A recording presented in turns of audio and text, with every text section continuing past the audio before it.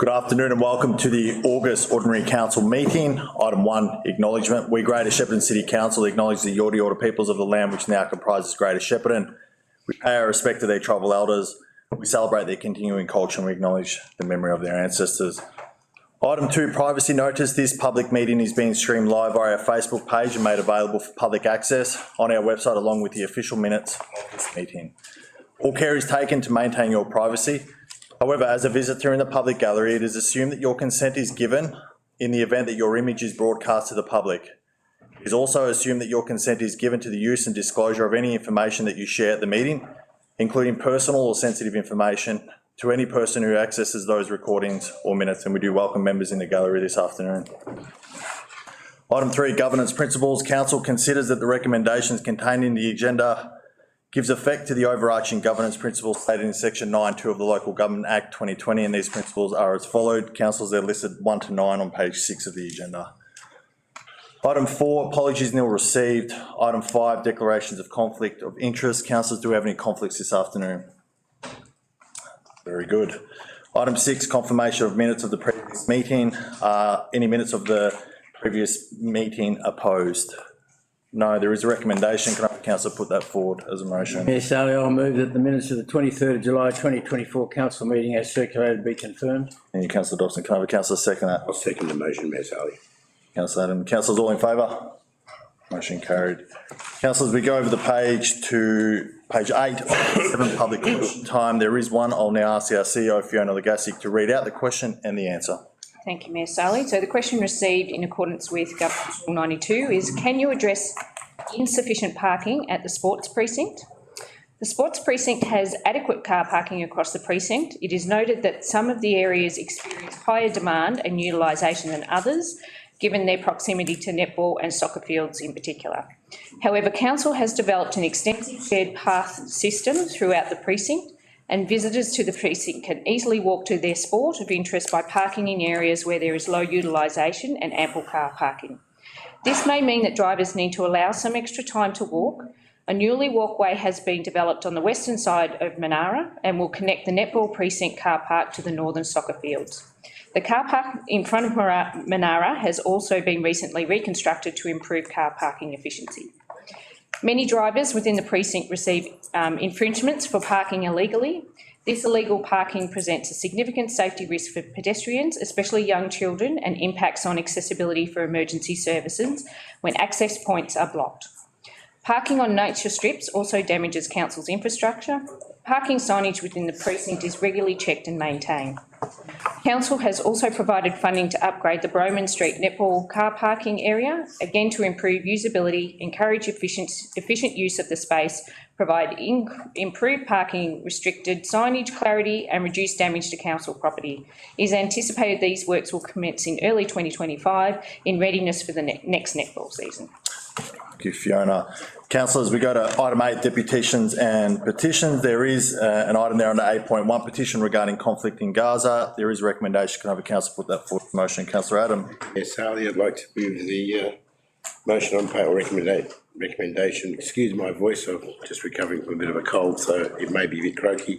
On page 9, the petition that the council receive and note the petition regarding conflict in Gaza in accordance with Governance Rule 83. Thank you, Councillor Adam. Can I have a councillor second that motion, please? I'll second that motion. Councillor Spinks. Thank you, councillors. We'll go to the vote. All those in favour? Okay, Clarification. Are we not going to have a discussion? We don't usually for petitions, but Governance rules does not.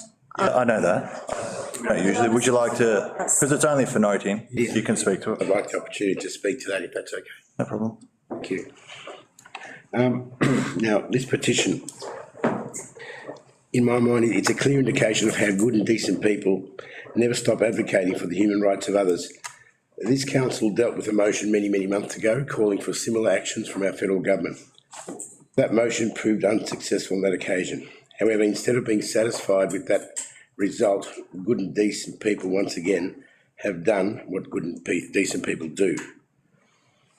With what little influence we as a community may inevitably have, caring people among us will never cease calling for an end to the needless, senseless killing of unarmed, non-combatant women and children in Gaza. I have made it quite clear when speaking to our previous motion a few months ago that we don't expect the Australian government to resolve the Palestine-Israeli dispute, but we do request and expect that our government advocate on the side of humanity by calling for an immediate ceasefire and observance of international law by the Israeli government. I need to also make clear that this motion is not only a response to members of the greater Shepparton community who have had direct links to the victims of this military action, but also in response to our personal obligations as members of the human race. Greater Shepparton is acknowledged nationally and internationally for its diverse multicultural community, which we rightly promote and celebrate as a feature of life in our municipality. Food festivals, cultural festivals and all types of religious sporting festivals are part of life in Greater Shepparton. As we joyfully embrace these positive aspects of our multicultural community, how can we then ignore the heartfelt requests of these same community members when we are asked to advocate against the destruction of lives and family and cultural members of these people? We must support our community in not just good times, but in bad, when it is absolutely most needed. This is not meddling in international affairs or political affairs, in my opinion. It is, however, affirming a position of support for our community in acknowledging the grief experienced by both Israeli and Palestinians, and most importantly, by calling for an immediate stop to the violence. Thank you, Ms. Hurley. Thank you, Councillor Adam. Councillor Spinks, would you like to speak to the motion? I will. I wholeheartedly support receiving and noting the petition, which is what this item currently stands for. I think absolute credit goes to the community members that have gathered to bring this petition to council to show the strength of their, I guess, emotion in this matter. What we have watched unfold over the past 10 months has been truly the worst of humanity. We are so lucky to live in this country where we feel so far removed from this conflict, but it is in all of our screens every day, watching what is unfolding, what some humans are doing to other humans. And it's important to hold on to that humanity and understand what we are witnessing, and to have a position on that humanity and lack of humanity is important. And while last November we debated whether we as a council of our own volition should form an opinion and a position, now 10 months later, the community are asking us to do that. They are bringing this to us and clearly asking us to have a position and to care. And I wholeheartedly support that request from our community, and I'm very happy to support this, noting this petition today. Thank you, Councillor Spinks. Are there any councillors that would like to speak against the motion? Any councillors like to speak for the motion? Councillor Abdullah. Thank you. I would like to acknowledge the petition and I endorse the motion that is in front of us. I also want to thank to everyone who signed and submitted this petition, which has 157 signatures from our diverse community across all cultural spectrums. This petition shows how local concerns are deeply connected to global events, reminding us of our duty as local leaders to act with humanity, fairness, and courage. The horrifying events in Gaza, including genocide and mass suffering, have shocked the world. The petition reminds us that we cannot ignore these global tragedies, especially when they involve serious human rights violations. The ongoing Gaza invasion has already claimed over 40,000 lives and injured nearly 100,000 people. The whole of Gaza has been reduced to rubble via massive and indiscriminate bombings. Thousands of children and women have been killed, and those who survive are enduring crippling permanent disabilities. We have seen that medical, educational, residential facilities have been destroyed from the face of the earth. So this appalling humanitarian catastrophe is heart-wrenching, to say the least. To those who believe that local government should not engage in these issues, I would respectfully remind them that a couple of years ago, the national body representing over 500 councils in Australia, the Australian Local Governance Association, passed a resolution supporting in solidarity of Ukraine in the Ukraine-Russia war. So this basically shows that there's already a precedence that for councils to lead on international issues that impact our community. This petition wants the council to address these broader issues. If you aim to be fair and inclusive, the council and its leadership must listen to all voices and stand up for the principles of justice, humanity, and non-violence. Now, I also want to share with everyone here, I'll take the opportunity to share that I plan to bring forward a notice of motion addressing concerns about the invasion and ongoing human rights violations. The norm would have asked the council to acknowledge our community's distress and call on the federal government to demand an immediate and permanent ceasefire. Unfortunately, due to a mix-up with the submission deadlines, my notice of motion was not included in this month's agenda. However, it is my intention to call for a special or an additional council meeting to commit to advocacy efforts on the Gaza invasions before the election period starts. I want to ensure that no stone is left unturned in bringing this matter before the council during this term. The council has a moral duty to listen to the community on this serious issue. And I thank the grassroots advocates who have worked hard to show us the direction and to influence to influence the federal government to take the right steps. So thanks once again for submitting the petition, and I wholeheartedly endorse the motion. Thank you, Councillor Abdullah. Are there any other councillors that would like to speak to the motion? Councillor Dobson. I'll speak to the motion, Mayor Sally, and I note that the recommendation says as follows, that the council receive and note the petition regarding the conflict in Gaza. Now, according to protocols over the number of years that I've been on this council, that's it. And what happens is that we receive it and note it, and the council officers then do whatever they want to do with that petition. And on that basis, I will support receiving. However, I do note that amongst others, the Premier of Victoria and others have said in the past that the role of local government doesn't include international affairs one way or another. And I agree with that, and I think there's a majority of the community, certainly within Greater Shepparton municipality, would agree with that. Notwithstanding that, I understand the hurt and I agree with all that, and it's terrible. Where the role of local government plays in these international issues can be up for debate. Now, the two issues are, in my view, would be, one is the personal issue, and I agree wholeheartedly with the senseless killing. I'm against the senseless killing of people on both sides of the conflict. That's a given, like any human being would. On the other side, as a councillor, I've got to look at my responsibilities in terms of what's council got to do, or what is council's responsibility in the normal course of their business.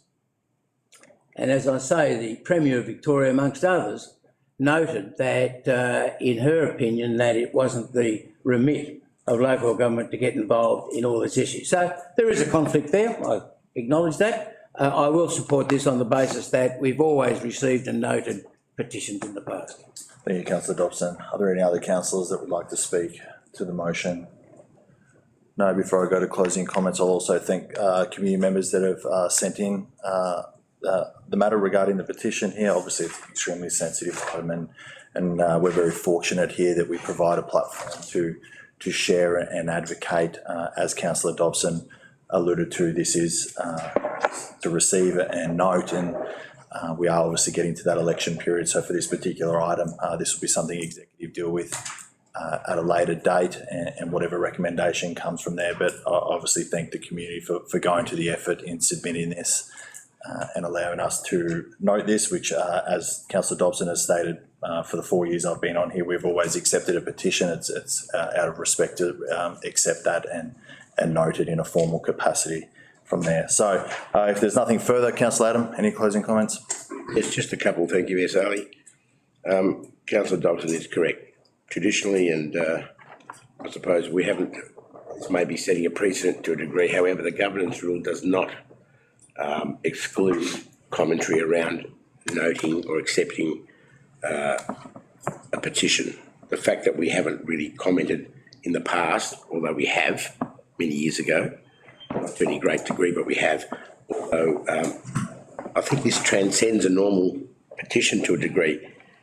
We're all councillors, but we're also human beings. What we see happening there day after day is terrible, but these things happen all over the world all the time. But when it actually affects a group of your community that you represent, you're voted to council to represent them, to care for their pastoral care in many different ways. So for us to ignore that and just say, well, sorry, it's not our purview to get involved in this, I just think it's negligent in our duty. Again, we're not getting involved in political machinations here. What we are doing is just asking the Australian government, or not we, but the petition is asking the Australian government to use whatever influence they have to prevent the Israeli government from doing what's currently happening now, which is unfortunately killing innocent women and children, and to adhere to the international law, which they've been found many times, or a couple of times already, to be in breach of. So that's what we're asking for. We're not asking for anything beyond that. If they did adhere to that, we wouldn't be having this discussion. So that's all. Thank you, Mayor. Thank you. Councillors, we'll now go to vote. All those in favour? Motion carried, unopposed. Councillors, we go to page 10 of the agenda, item 9.1, Marupna Community Plan 2022 to 2026. There is a recommendation. Can I have a councillor put that forward as a motion? Councillor Latson. Thank you, Mr. I'd like to move the recommendation on page 10 of the agenda that the council note the updated Marupna Community Plan 2022 to 2026 as attached. Thank you, Councillor Latson. Can I have a councillor second that motion? Councillor Brophy. I'll second that motion. Thank you, Councillor Latson. Would you like to speak to the motion? Yes, please, Ms. Ali. I'd just like to note some of the achievements for the Marupna Community Plan Steering Group. They've advocated for their that committee to achieve a lot of projects, and I'll just go list some of the projects as listed in the agenda. The railway station, safe pedestrian crossing and path, Elsie Jones Drive, shared pathway section, bitumen surface, resurfacing of walking path through Smith Reserve, Stevens Crescent Park poles painted as an art installation and successful flood recovery grant, wayfinding signage installed at water tower toilets, new event signs at town entries, solar lighting installed along Midland Highway, walking path from Elsie Jones Drive to Recreation Reserve entry, shade sails installed at Charles Street Playground, Rootner Cemetery parking advocacy, support for off-leash dog park and outdoor exercise equipment proposals, presentation at Service Club dinners, Clean Up Australia Day activities supported by council, and amongst other projects. And I just want to thank that steering committee for their time that they put into that and the projects that are worthwhile. Thank you, Mayor Sally. Great, thank you, Councillor Latson. Councillor Brophy, would you like to speak to the motion? Thank you, Mayor Sally. Thank you. Look, firstly, the calibre of the personnel that are on the Marupna Community Planning Steering Committee is really enormously high. They are people with passion, they are people with commitment, and they are ones that actually drive change. Highlighted were obviously the 19 priorities that they've got there. They've separated those into the categories of high, medium, low or ongoing priorities that they have going forward there. So much as has already been done, as alluded to by Councillor Ladson, identifying 16 projects. But it's not always the local government that comes to the fore in these particular cases. Local government can provide the support, be it financial in kind or logistics. However, it's always partnerships that are the key with this particular planning group. And I mean, take for instance the community tree that was just launched up not long ago in the last month, and that the Rotary Club community tree with Belinda King at the forefront of that in getting that. And that's taken a lot of partnerships with council and with other utilities to make sure that came to fruition.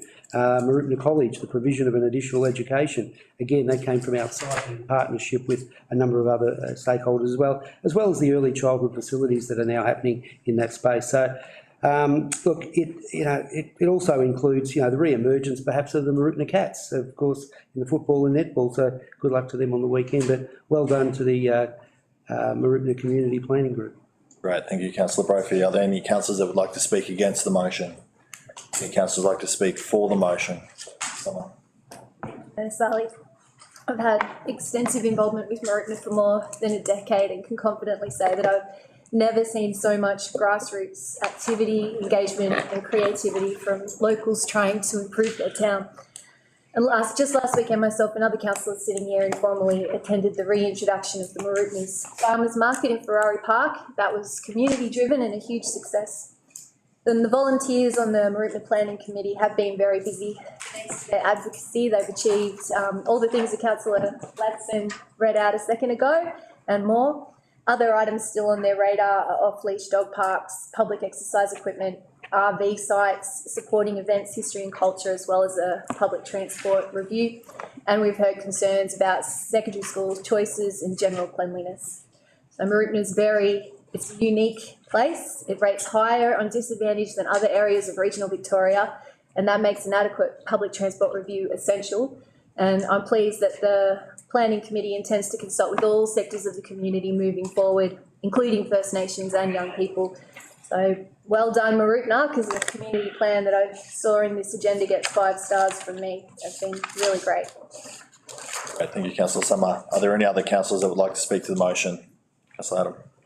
Yeah, thank you, Mayor Sally. I won't go on too long. Just want to reiterate the commentary from the other councillors. I think Mooroopna is really well positioned now with that community group that they've got.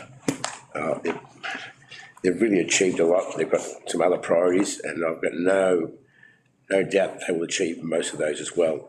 Now, with the new configuration of councillors and the election coming up, having a strong community plan and a strong planning steering group, I think, is the key to success.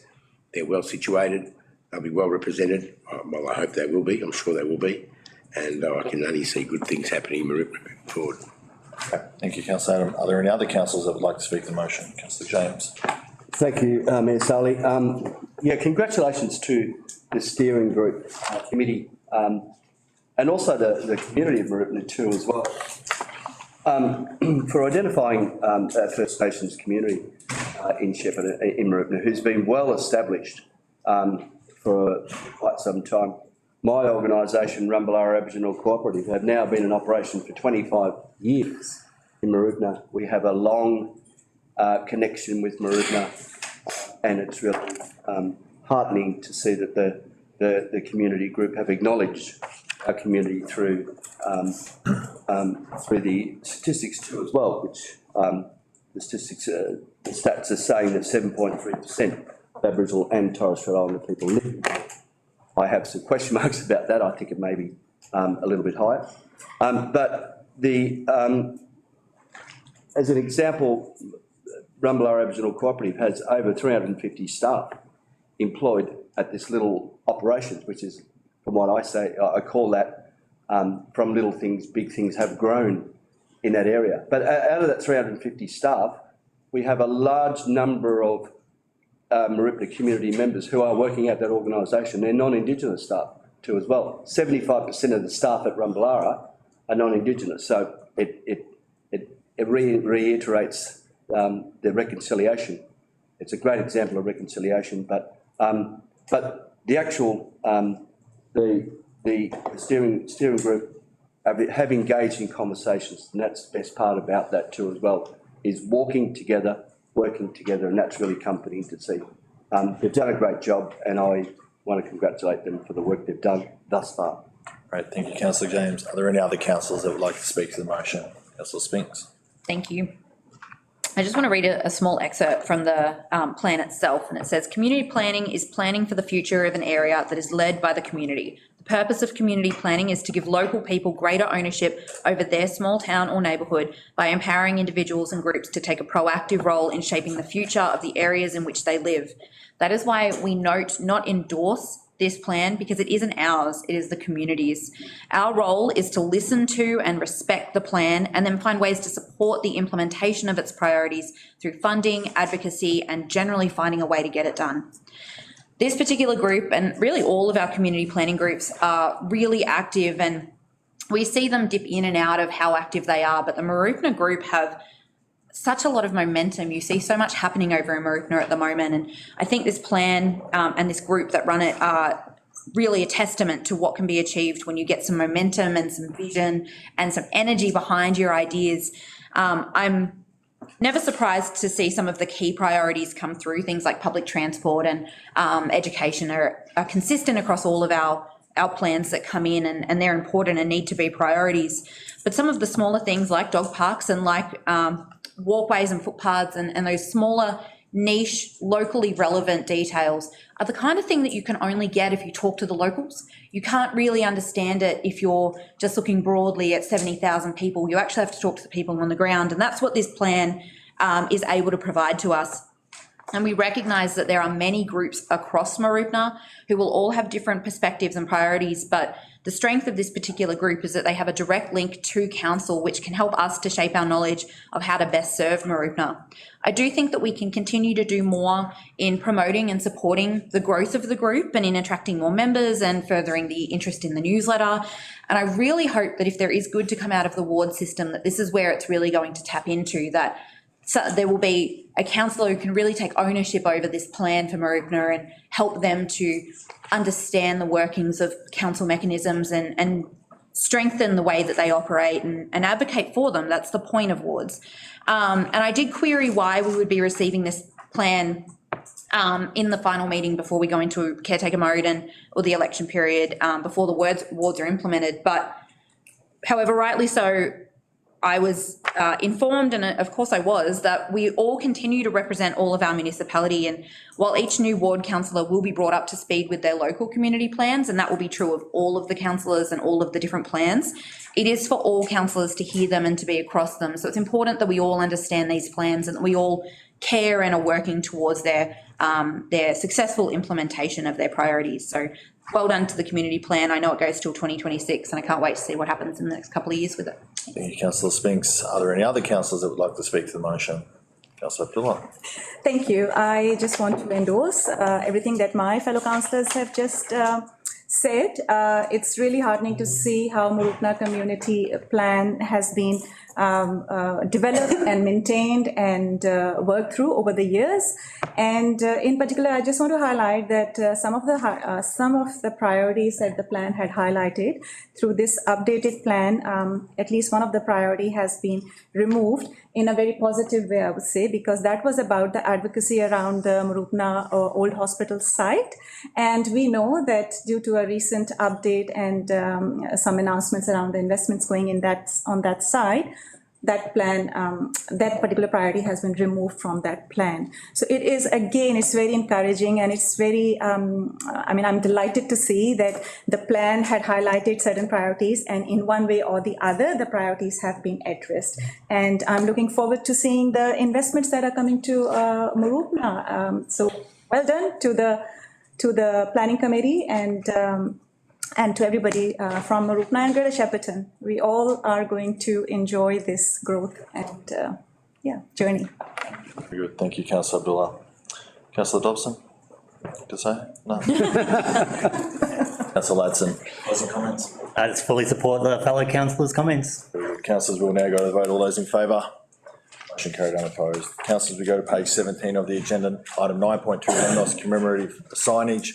There is a recommendation. Can I have a councillor put that forward as a motion? Councillor Adam. Thank you, Mayor Sally. I'd like to move the motion on page 17, or the recommendation, sorry, that the council note the advice from the Heritage Advisory Committee regarding a commemorative sign for Lemnos to acknowledge the relevance of the Lemnos name and its connection to the Gallipoli campaign. And point 2, that a commemorative sign project be considered in the 2025/26 capital budget process. Thank you, councillor Adam. Can I have a councillor second that motion? Councillor Brophy. Thank you, I second that motion. Mayor. Councillor Adam, would you like to speak to the motion? Yes, thank you, Mayor Sally.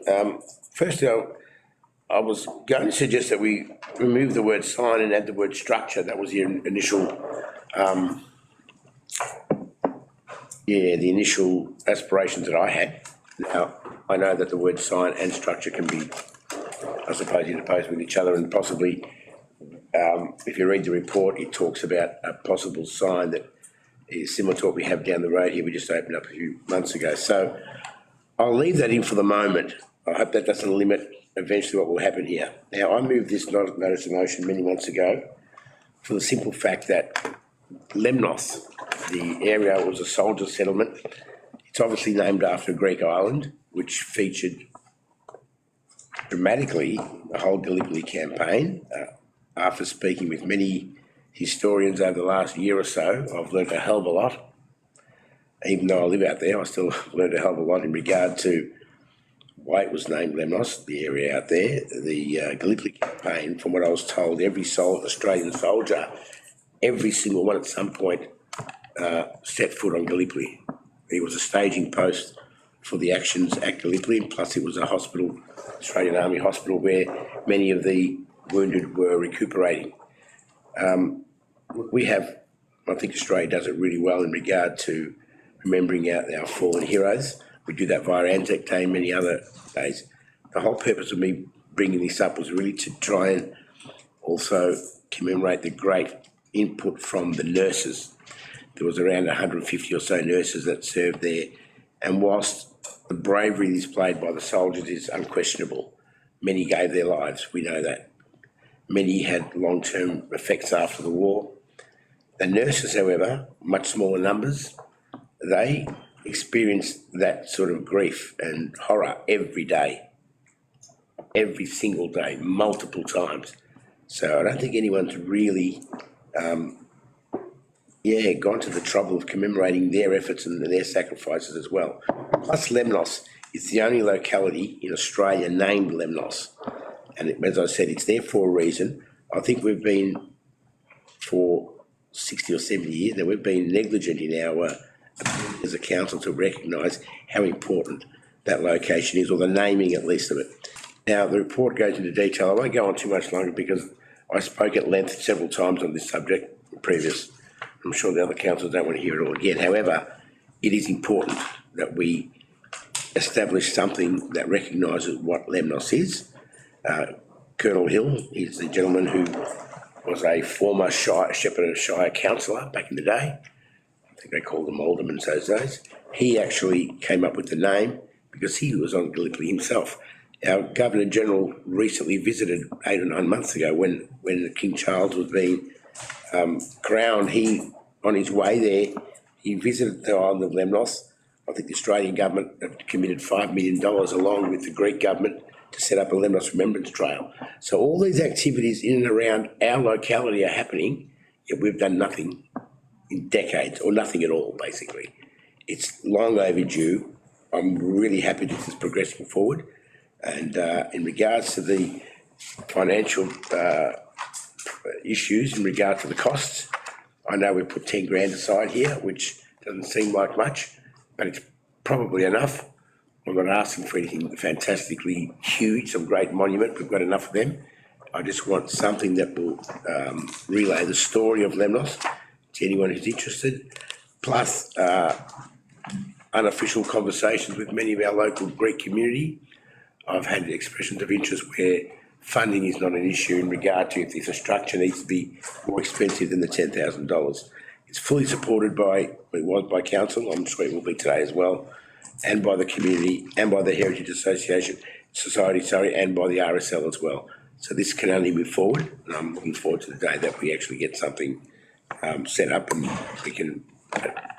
Great, thank you, Councillor Adam. Councillor Brophy, would you like to speak to the motion? Look, thank you, Mayor Saley. I'd just firstly like to applaud Councillor Adam for bringing this to council some time ago now. What we have found through the consultation process in terms of getting the commemorative signage or the structure is that although it's supported very strongly by the Lemnos community, there's a willingness to form a group as such to be the drivers of this particular funding stream or this particular project.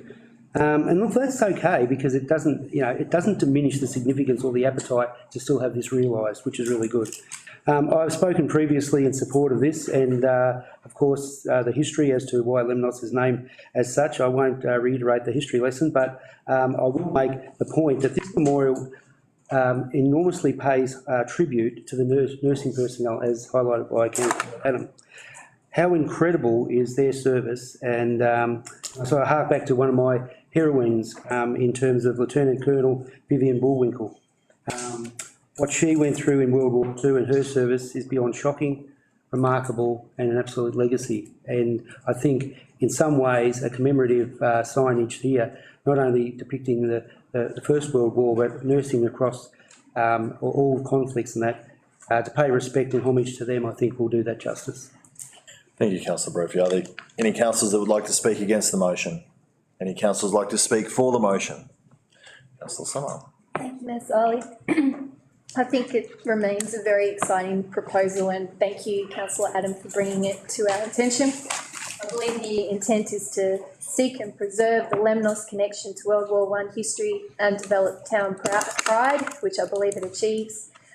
If it's a sign or a structure or whatever it's going to be, suggested to include a QR code somewhere, just like over at Monash Park.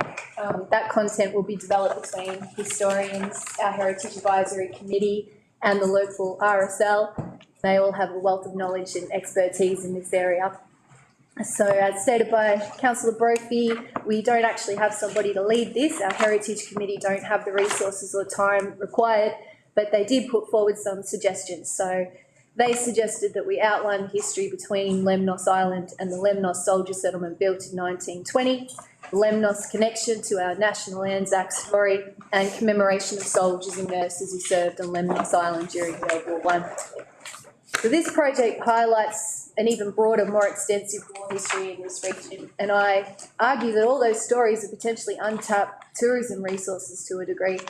The Lemnos story was recently covered in an SBS documentary, and we've got prisoner of war camps in Tatura and Murchison, the Italian Osario, and a significant collection of wartime art, I hope I say this right, by Hans Walter von Gruenwald, who was a German prisoner of war at the Murchison intern camp. So rather than preserving and promoting each of these assets as silos, it might even be prudent if this leads into a broader approach to develop a war history tourism strategy. That would attract a growing number of RV enthusiasts, possibly people from abroad who have family history in the area, and such a strategy is likely to attract national attention and funding from upper levels of governments. However, for today's purposes, I believe $10,000 flagged for 25-26 budget is a very modest ask, and I do hope that the next council see enough merit to proceed with that project. Thank you, councillor Summer. Are there any other councillors that would like to speak to the motion? Councillor James. Thank you, Mayor Sully. Yeah, look, this is an extremely historical link to the Gallipoli campaign in World War I for our community. It's a part of history that really has been unearthed, knowing that it's been in our backyard for that length of time. I, for one, didn't know that this happened, and I acknowledge that event and what has transpired and what is going to develop from here onwards. It will hurt me in saying this, but I want to say thank you to Councillor Adam for all of his efforts and his work and his efforts towards that, but also in doing that, recognising the achievements of the past and what a horrific time that was. But I also want to acknowledge the input from our Heritage Advisory Committee, who've done a remarkable job in heritage recognition in our community since the establishment of the Advisory Committee too as well. And they've worked very, very diligently on this too as well, working with Councillor Adam on this. I look forward to the completion of this project, and as Councillor Summer said, that it will add to our visitor economy too as well. And it will all it'll place importantly on the calendar of tourists through our town as a drop-off point, as a really important call of a tourist attraction to this area as well, which will overall improve Shepparton and our position as well. Thank you, Mayor Sully. Great, thank you. Councillor James, any other councillors like to speak to the motion? Councillor Ladson. Thank you, Mayor Sully. I also commend Councillor Adam for this project, and I encourage residents to watch Anzac Lemnos 1915 on SBS, as mentioned by Councillor Summer, to get a deeper understanding of Councillor Adam's proposal. As recently unveiled in Monash Park, detailing the history of Shepparton and where the river used to run through Monash Park itself, a memorial like this only strengthens preserving history into the future. Thank you, Mayor Sally. Great, thank you, councillor Latson. Any other councillors like to speak to the motion? No, any closing, yeah? Yes, just- No, very good. Thank you. Briefly, I also want to say thanks to councillor Adam for bringing this to our attention and the notice of motion that you had put forward. And, this was an educational piece for me, to be honest. We were not aware of this history, and I think for all these insights and education that you've brought to the council, our region is richer in that sense. Thank you. Thank you, councillor Abdullah. Any other councillors like to speak to the motion? No, closing comments, councillor Adam? Yeah, just briefly, thank you, Mayor. So I'd like to thank our crew, led by Louise. She's done a power of work over the last 12 months in putting a lot of this, collating a lot of this information. We've had people from the National Gallery. I've had Elizabeth Kados, actually a granddaughter of an original resident of the island of Lemnos, who helped the Australian soldiers. As I explained earlier on, the Governor-General's wife's father, or grandfather, sorry, was on Gallipoli as well. All this sort of unearthing of new information as we go through the journey has been remarkable, absolutely remarkable. And just quickly for the people in the public gallery here, I don't know whether you're aware or not, but Albert Park Lake, there's a monument opened there about 12 to 18 months ago, which is actually a statue in honour of Lemnos with a nurse and a digger together there, and that's fantastic to see that. Yet that brought it to my attention that we've got other places in Australia, in Melbourne, honouring the only location that we have in our municipality. So, as I said, this is a long time coming. I thank everyone's work. I'm confident this will will come to fruition at some point in the near future, but I hope it's sooner rather than later. So thanks for everyone's support. Very good. Thank you, councillor Adam. Councillors, we'll now go to the vote. All those in favour? Motion carries. Opposed. Over to page 20, 10.1, conflict of interest policy. There is a recommendation. Can I have a councillor put that forward as a motion? Councillor Dobson. Thank you, Mayor Sally. I move that the council adopt the conflict of interest policy as attached. Thank you, councillor Dobson. Can I have councillor Stephen? Councillor James. Councillor Dobson, would you like to speak to the motion? I suppose, thank you. I suppose this is probably one of the fundamental policies, and for a lot of potential councillors that are in the gallery today and listening, the conflict of interest policy is one that you should be taking note of before anything else, in my view. There are a number of reasons. It's a very sensitive topic because what really constitutes a conflict of interest, in many respects, it's up to yourself to be self-governed about it. But I can tell you that the inspectors really have a good look at it. It's a high-profile topic because there are a number of high-profile people who, not only in local government, but in federal and state government, in fact, anywhere around the world, there's a lot of high-profile people in government circles who have indulged in conflict of interest for their own gain or for the gain of others. And it does nothing for democracy as a whole, for the governance, for the government, the local government body of which you represent, and of course for you or your family. And of course, conflict of interest is media friendly. The media just love it when there's a conflict of interest comes around. So I would say to everybody, if you're looking to get onto council, the conflict of interest policy has got to be at the forefront of interest. The policy itself has been around for quite some time, and it's only been changed to represent what's been modernised, I suppose, under the Local Government Act. The key changes, and I'll just read this quickly, and you'll be pleased to know I haven't got a lot to say on it, Charlie. Key changes resulting from this review include updates to definitions and certain terminologies to be consistent with the Act, and the addition of a section on responsibilities of councillors, delegated and community asset managers, committee members. And that's an interesting one too. Not only does it refer to councillors, but it refers to anybody who is involved with the council in some sort of committee member. Managers, supervisors, and of course management, and the governance department. This review also includes some other minor additions relating to public interest disclosure and policy breaches. So the policy itself has been upgraded, but it is an important one. It is one that is referred to at the start of every council meeting. The mayor refers to it. And if any councillor has got a conflict of interest, and some of those conflicts can be either looking at you in the face or it can be a little bit misty. So you've really got to look into it. For example, if you're voting on some issue that's somewhere around a street where you live or a district where you live, you've got to make sure that that topic that's being discussed doesn't come into any sort of conflict of interest. So it's an interesting topic. It's one that I've taken a lot of interest. It's one that I've been involved in, actually, quite frankly, and Councillor Dobson. and it's a very interesting topic. Very good. Thank you, Councillor Dobson.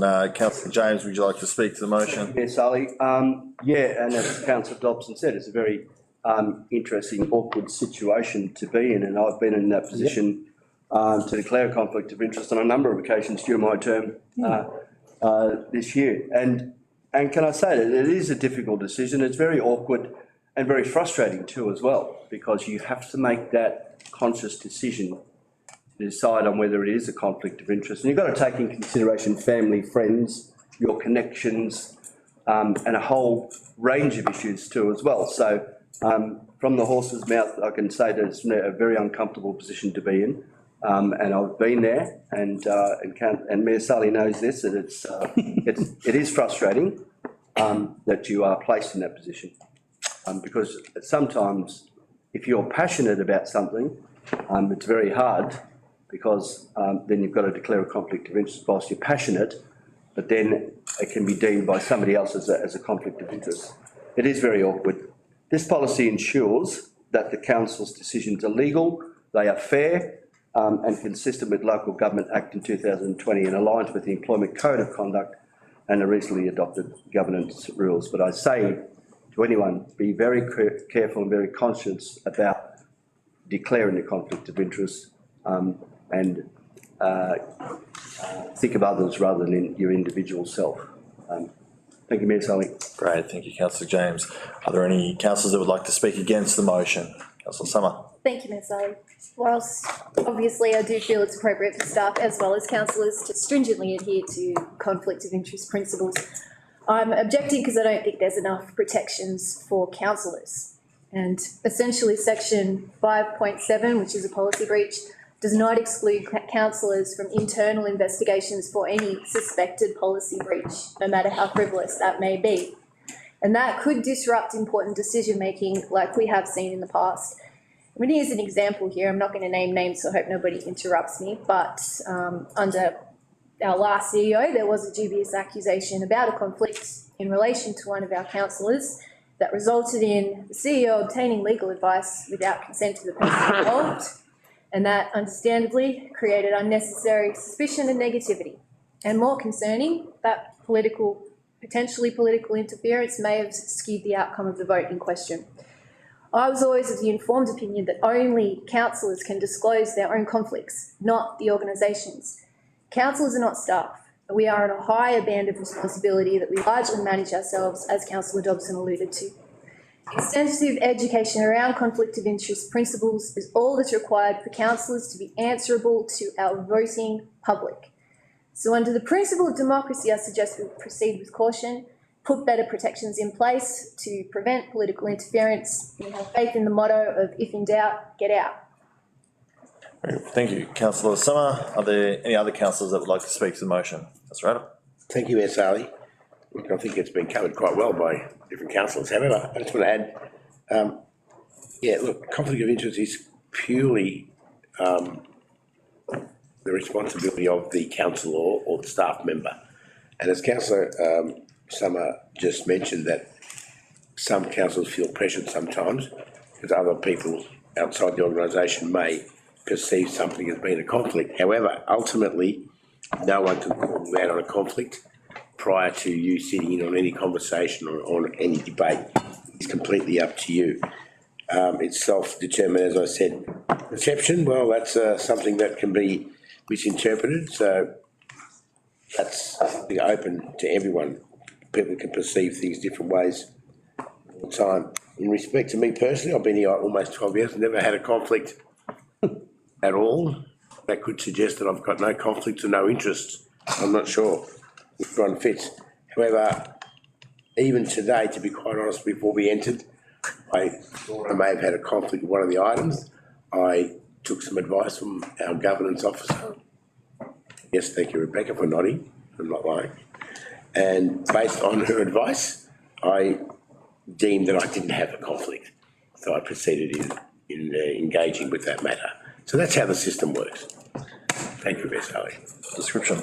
Councillor Adam, any other councillors like to speak to the motion? Yeah, maybe just to tie back around. Look, the way I look at it is ultimately a good councillor will know to declare and respect their conflicts and the intent behind the policy, and a corrupt councillor is probably not going to care at all. So the policy does what it can to support the one and protect against the other, but perhaps more importantly, it's the recognition that it's not only councillors, again, that this policy applies to, not only councillors that must recognise and declare conflicts that they hold, but it also extends to council staff, our committee members and any stakeholders that have involvement with how council makes decisions. The community needs to know that all council decisions made directly or through relevant delegations are made free from conflicts and unfair influence. This policy attempts to provide both guidance and boundaries for how that is to be assured. Through today's adoption, though today's adoption only involves recognising small changes to definitions, responsibilities and minor additions, it is an important document and of course should always be treated as such. I do agree to an extent with Councillor Summers' points. I think they're very valid, but also, as has been mentioned, ultimately it is up to the individual councillor to decide whether or not they do have a conflict. This policy attempts to create some sort of system around that, but it will always come back to the individual and their decision whether to declare or not. Point of clarification on that, it does say that the CEO can instigate legal proceedings if they assume that there's a conflict. So that's not quite true. That takes our autonomy away. I don't think it does. Yeah, I mean, do you want clarification? Do you want me to get that clarification, or is that your interpretation?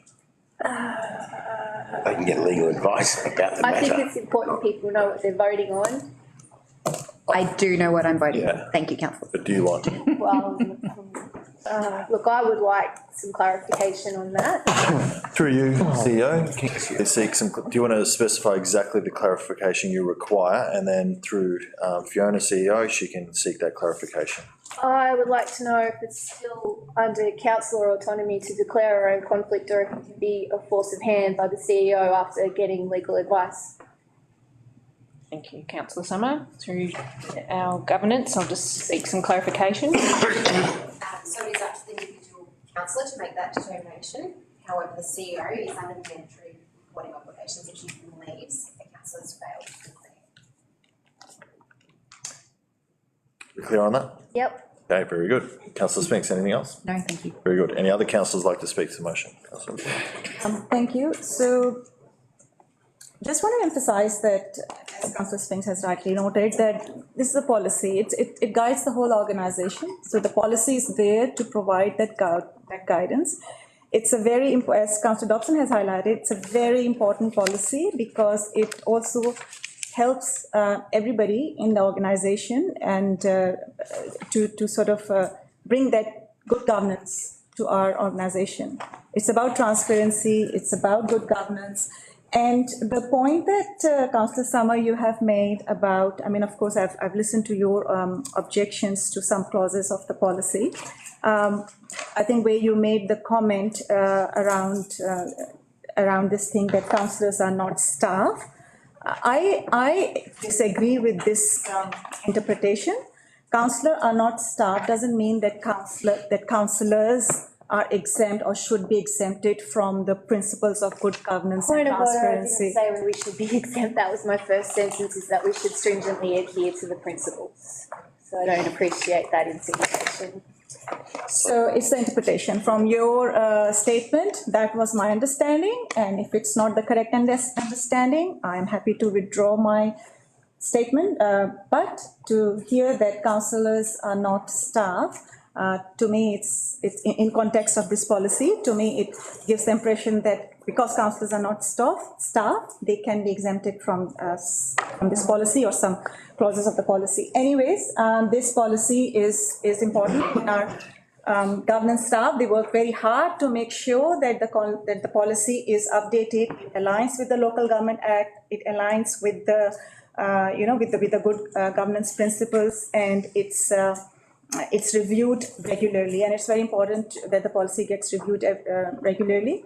And all councillors adhere to the policy because they are part of the organisation. They are actually setting the tone of the culture of this organisation. As the leadership, they have their responsibility, and it's a commitment that all councillors have to make, that they adhere to the policies of this organisation. Especially, I mean, the policy is here to guide the organisation. In the absence of this policy, I think there'll be a lot of chaos, and nobody wants that chaos. Thank you. Very good. Thank you, Councillor Abdullah. Are there any other councillors that would like to speak to the motion? No, very good. Councillor Brophy. Why not? So, look, can I say firstly, I'm super clear about this policy. I understand it pretty well. We've been informed, we've been educated, and we've lived through it for the last nearly 4 years. You know, the onus is very much on the councillor or the council staff to declare their conflict. And this policy really does provide a clear direction and certainly aligns with the Local Government Act of 2020. And taking the point that I actually had written it as well for Councillor Summer there, that if in doubt, get out. It's pretty easy. Very good, Councillor Brophy. Councillor Latson, I think you're only left. No, very good, good man. Councillor Dobson, any closing comments? I only have a couple, thank you, very Charlie. And just to remind everybody, but anybody can point the figure of a conflict of interest at a councillor. It can be another councillor who thinks that that particular councillor has a conflict of interest that hasn't been declared. It can be a member of the public who may think that, in their opinion, a councillor should be investigated for a potential conflict of interest. But the one that could get you is where there's tenders go out for goods and services to be supplied to the council. And if there's a number of tenderers bidding for a particular product or service, and one of those tenderers thinks that a particular councillor or councillors have got a conflict of interest in relation to the determining of that tender, they could put in a conflict of interest claim. So it's not only the CEO, I mean, it all goes to the CEO and the governance department, as I understand it, that they are the people who in the final analysis would put the machinery in order to take that conflict of interest further. But certainly it is not just one against the other in terms of councillors, it is the whole of the community. So I'll just make that point, and we can't stress it strongly. You can understand, in the gallery, I hope you can understand how important this is, because every councillor has had something to say about the conflict of interest, because we've all been taught about it, we all know it, but you can fall over it very quickly. Thank you, Councillor Dobson. Councillors, we will now go to vote. All those in favour? Against? Motion carried. Councillors, over the page to 24, item 10.2, contracts awarded under delegation, July 2024. There is a recommendation. Can I have a councillor put that forward as a motion? Councillor James. Thank you, Mayor Sally. I'd like to move the recommendation 10.2, contracts awarded under delegation, July 2024, on page 24 of our agenda. The recommendation that the council, 1, note the contracts awarded under delegation pursuant to a formal procurement process for the reporting period, and number 2, note the request for tender advertised but not yet awarded. Thank you, Councillor James. Can I have a councillor second that motion? Councillor Adam. Second the motion. Thank you, Mayor Sally. Thank you. Councillor James, would you like to speak to the motion? Thank you, Mayor Sally. It's a good segue. The script has been written quite well after Councillor Dobson's comments about from the previous discussions to contracts. There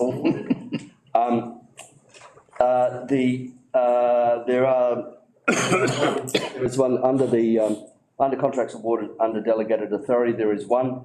This particular contract, Mayor Sally, will be significant for a number of local community members and consistent users of this intersection. The current intersection is extremely dangerous and is a serious danger spot in our region and has been for quite some time. I frequently use that intersection, and you have to have your wits about you and your warning lights at that intersection. So I'm very pleased that this intersection is changing into for a roundabout. I speak, of course, of Yule Road and Poplar Avenue. This roundabout will improve traffic flow, but more importantly, address the safety aspect and will save lives. It is taken a few lives over many years in our region. This is a significant contract, there's huge amounts of money involved in this, and it's been awarded to our local contractors, Jarvis Delahaye Contractors, and they've done a lot of work with this council. Works in this roundabout is planned to commence next Wednesday, the 4th of September, and the funding for this has been secured under the federal government's black spot program. So it's been highlighted by the federal government as a danger black spot. So it's really important that our community understand the significance and the importance of this roundabout. And under number 2, under requested tenders advertised but not yet awarded, there are 7 contracts. These include asphalt surfacing, Drummond Road drainage, cleaning service for the council buildings. We have quite a few of them scattered throughout our region. The Shepparton BMX Club, the construction of the multi-use events pavilion and track start hill, and Tatura Park Western Oval lighting upgrade. And of course, on our today's agenda, we'll be discussing them and approving them throughout our agenda item today. But just to note, Mayor Sully, that to a previous contract, the Margaret Street Stormwater Pump Station and electrical upgrade, Tatura will no longer proceed to award. Council officers will review the project requirements and look to re-tender in the next coming weeks. Great, thank you, councillor Yes, Al. James. Thank you, councillor Adam. Thank you, Mayor Sally. I won't go through each item individually. Councillor James has gone through a couple already. It's good to see that we have 5 or 6 that will be active as of tonight, once this motion is successful, which I'm hoping it will be.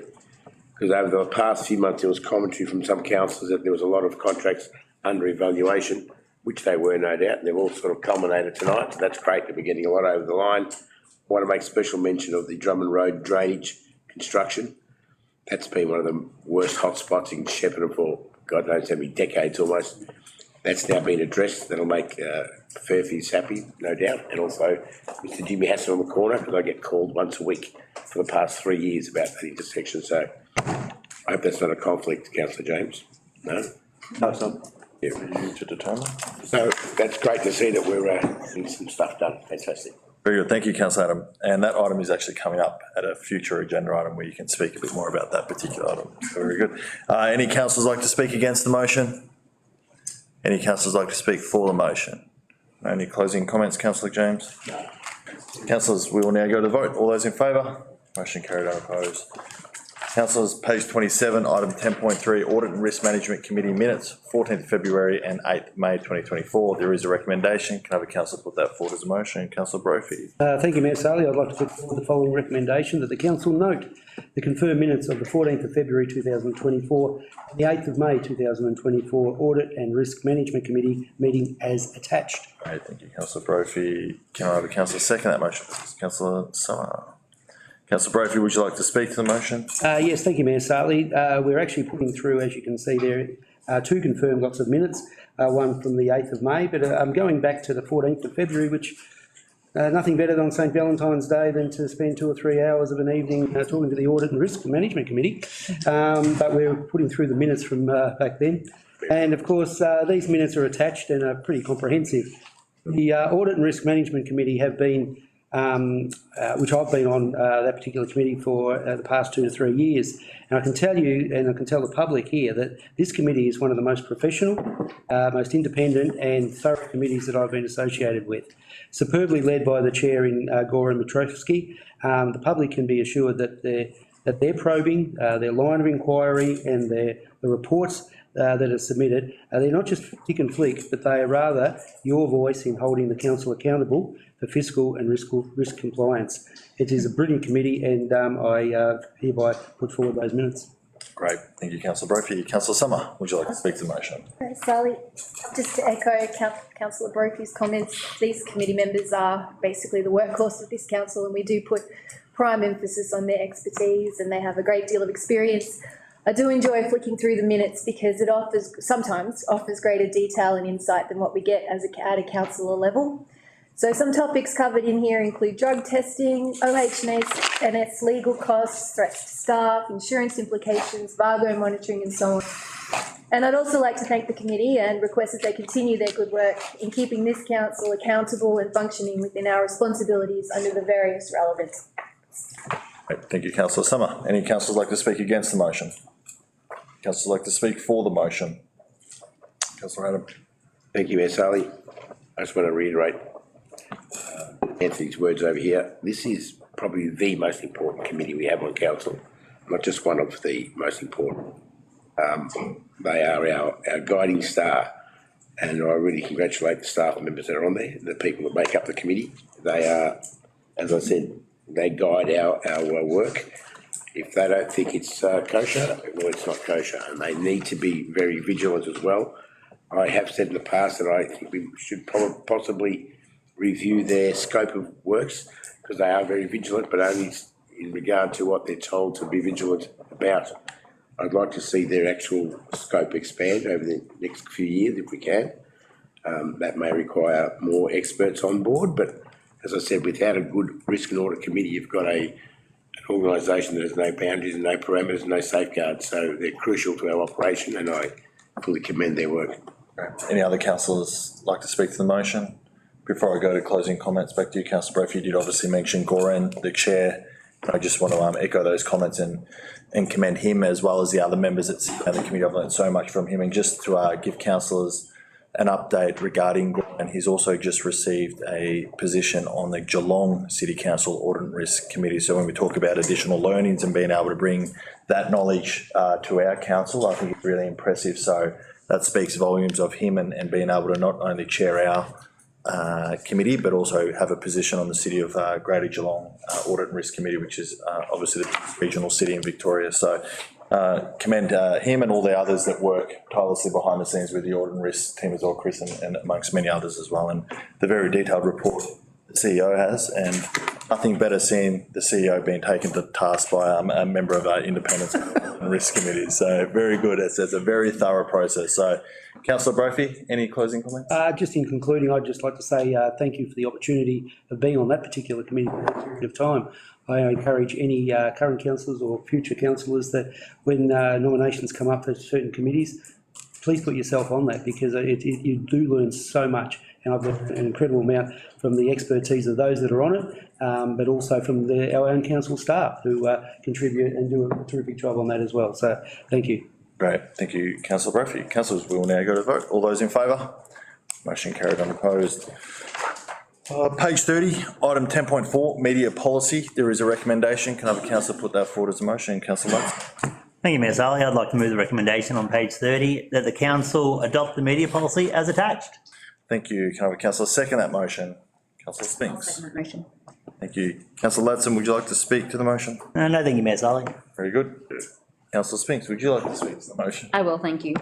So there are two important distinctions needed when considering this policy. The first is that this only applies to councillors in the event of representing council as a whole. Ultimately, the messaging that represents this organisation and leadership group needs to be thoughtful and accurate, and for that to occur, it needs to go through appropriate channels, training and spokespeople. This may be the mayor or CEO in most instances, but may also be delegated to the most appropriate person through this policy and pathway. However, the distinction is that it does not inhibit councillors from having opinions and media opportunities as individuals speaking only for themselves. This policy does not seek to stifle the voice of councillors as individuals and shouldn't ever, as the community should want to hear from individual councillors. But what it does aim to do is create a unified, factually correct and professional media approach as an organisation. And that leads to the second distinction, which is that it does not attempt to do this only for councillors, but also for council staff and any relevant stakeholders that may ever speak on behalf of council, the organisation, to make sure those individuals are supported with the correct media training and information so that they can comfortably and confidently represent the council, again in line with the aim to create a united, factually correct and professional media approach. A policy can only go so far, but that is the purpose behind this particular one, and I support its intent. Thank you. Thank you, councillor Spinks. Any councillors like to speak against the motion? Councillor Summer. Thank you, Mayor Sally. I'm sorry to have to object again, but under section 5.1D, roles and responsibilities, it now stipulates that councillors are also required to direct all media inquiries through the Communications and Engagement Department So that's being put to us as a minor clarification, but I really can't agree with that. So through my first term, and some people on this table remember that period, and beyond the first term, councillors did have the freedom of direct contact with media for any clarification and comments following meetings. That did stop abruptly and without warning, and those reasons are unbeknownst to me. But I have noticed a trend in the culture that more and more council is trying to control the narrative. So this debate really just comes down to what kind of democracy we want to see, basically. If you're a councillor who's content sitting behind an official council position, a policy like this will probably make you feel quite safe and secure. You've got that backup. You've got 700 people behind you. Personally, however, I believe that we're elected to speak up and challenge the status quo for the people who elected us. Councillors by nature are always a diverse group with very different personalities and opinions, and the public has a right to know where each of us stand individually and why we vote the way we do. So yes, we can speak to the media so long as it's made clear we're speaking from a personal capacity and not on behalf of council as a whole. But we won't be getting those opportunities if every media inquiry is passed on to the mayor as our official spokesperson. Essentially, passing this, it could be said, we're formalising a gag policy on ourselves, on elected officials, so the council can control the narrative. So I will not be voting in favour of this, but you guys obviously do what you will. Very good. Thank you, Councillor Summer. Are there any other councillors that would like to speak to the motion? Councillor Brophy. Thank you, Mayor Saleh. Look, I'm comfortable with the media policy. It provides consistency, support and direction in dealing with media issues. For someone who works in the media sphere, it is really important to have a policy in place so that people are, they do have, they don't become a train wreck in terms of in front of the media, that they actually have the support, they have the training, they have the preparation, they have the planning, so that they can actually articulate something, because we have seen train wrecks in the past. It doesn't take away from the councillor's right to express an opinion or their views and their personal ones. It does provide a framework and maintain protocols for not only councillors but council staff. Very good. Thank you, Councillor Brophy. Are there any other councillors that would like to speak to the motion? Yeah, just very briefly, thank you, Mayor Saleh. I'll support this, but I do actually believe that Councillor Summer has got some good points there. I mean, it's like the death of 1,000 cuts here, isn't it? Slowly but surely we've been limited and boxed into a corner. I don't think this particular iteration of the policy does that, but I do, we've got to be alert to these small gains into our private, or into our ability to interact with the community. Thank you. Councillor Adam. Are there any other councillors that would like to speak to the motion? No? Any closing comments, Councillor Latson? Just that I think you're doing a fantastic job as a mouthpiece for the council. Yeah, it's all, Yes, it's all idea, fair. Councillor Summer. You won't always be prepared. Okay, very good. Thank you, Councillor Latson. That's it. If there's nothing else, we'll go to the vote. All those in favour? Motion carried unopposed. Support it. Yeah, hang on. Ah, very good. Thank you, Councillor Summer. Unanimously. Division, yes. Would you like a division, Councillor Summer? Right, Councillor favour.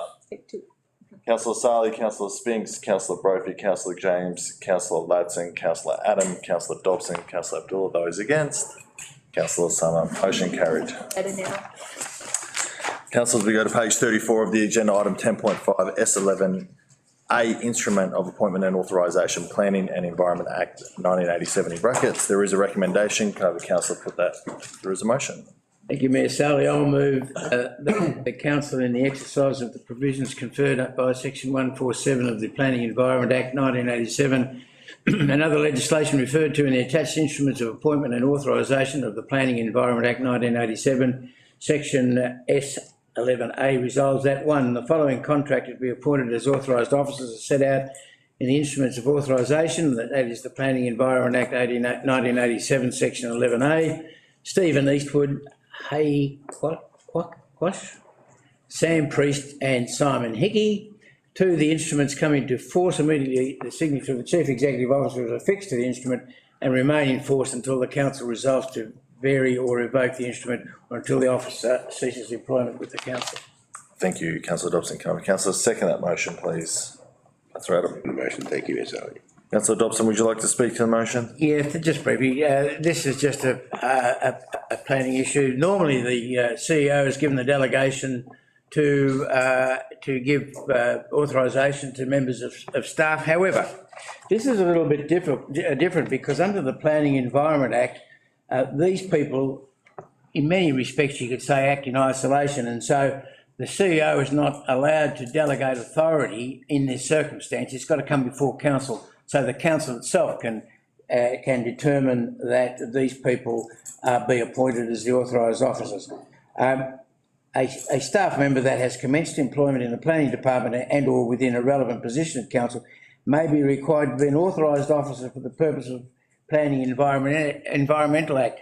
And that's an important part because it really, those officers then become independent to the balance of the council in the normal day-to-day operations. And so it's only right, Mayor Sali, that they be given, that authorisation be given under a separate delegation.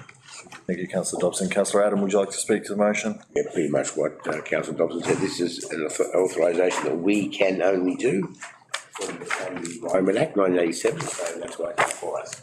Very good. Thank you, councillor Adam. Any councillors like to speak against the motion? Any councillors like to speak for the motion? Closing comments, councillor Dobson? No, all been said. Thank you. We will now go to the vote. All those in favour? Motion carried, unopposed. Councillors, item 10.6 on page 37 of the agenda, civic recognition and official parks policy. There is a recommendation. Can I have a councillor put that forward as a motion? Councillor Summer. Thank you. Basically, it's consolidating two policies just for clarity and ease of use. There's three options: commemorative plaques. Sorry. No, you want to move the motion? I better move the motion. I'm sorry, my head's not with me today. I'll move that the council adopt the civic recognition and official plaques policy as attached. Thank you, councillor Summer. Good. Can I have a councillor second that motion? Councillor Brophy. I second that motion, Mayor Sali. Here you go, councillor. Thank you. Sorry. Yes, consolidating two policies. Three options for plaques: memorial, commemorative and funded plaques. So I'll just read out what they are. Memorial is in honour of a deceased community member who's made a significant contribution to the Greater Shepparton region. Commemorative acknowledges the contribution of a community member, former councillor or former staff member, and may be affixed to a building inside or outside. Ornamental and horticultural feature, fountain, seating, sculptural monument or any other permanent structure. And funded acknowledges government funding and participation in construction of buildings, ornamental and horticultural features, fountains and sculptural monuments. So it just offers some clarity and ease of use there. Probably won't speak any more to it. Yep, no, very straightforward. Thank you, councillor Summer. Councillor Brophy, would you like to speak to the motion? Thank you, Mayor Sali. Look, some politicians see plaques as important recognition, where others are quite humbled by it. But what I can say is that I do understand the purpose of this particular policy. Can understand the criteria and the process and what is and what is not appropriate, and I can certainly understand the need to not just have any signs up willy-nilly. But what I did see in this particular policy, I did feel that, and I sort of wonder at times that this sort of policy may be a bit of an overreach and a touch of the George Orwell's 1984 in that sense that, but however, on the balance of it, I will support it. But with the additional rules, regulations and compliances, look, sometimes the public just, look at that. They look at that and they sort of wonder, a bit like Professor Sumner Miller, what's it all about? Why is it so? I'm going to ask for clarification who that is, but we're going to move on. Are there any councillors who would like to speak against the motion? Any councillors like to speak for the motion? No? Closing comments? Councillor Summer? No, thank you, Ms. Ali. Very good, councillors. We will now go to the vote. All those in favour? Motion carried on. Councillors, page 40, item 10.7, July 2024 monthly financial report. There is a recommendation. Can I have a councillor put that forward as a motion? Councillor Dobson. Yes, I move that the council note the July 2024 monthly financial report is attached. Thank you, councillor Dobson. Can I have a councillor second that motion, please? Councillor Ladson. I'll second that motion, Mayor Sali. Thank you. Councillor Dobson, would you like to speak to the motion? Thank you, Mayor. So look, we've only been into the 1 month into the financial year, and we're trending in the right direction. But with your indulgence, I'd like to perhaps discuss the elephant in the room that is not only over this council, but the whole of the Goulburn Murray Irrigation District. and that is the potential of an extra 450 gigalitres of water being taken out of the consumptive pool, of which the Goulburn Murray Irrigation District, of which Shepparton is the centre of, will be affected. Just a couple of stats which, just to back this up, in the period of 2013 to 2016, there was a reduction of 300 gigalitres of water per year came into the Goulburn Murray Irrigation District. That's an equivalent farm gate value of $225 million reduction. $225 million reduction in the farm gate.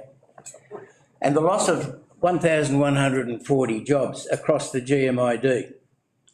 Based on direct translation of the reduction in surface water, the jobs lost, a reduction of 714 gigalitres between 2012 and 2024, which is currently, is estimated to result in a job loss in the order of 2,710 full-time equivalent employees.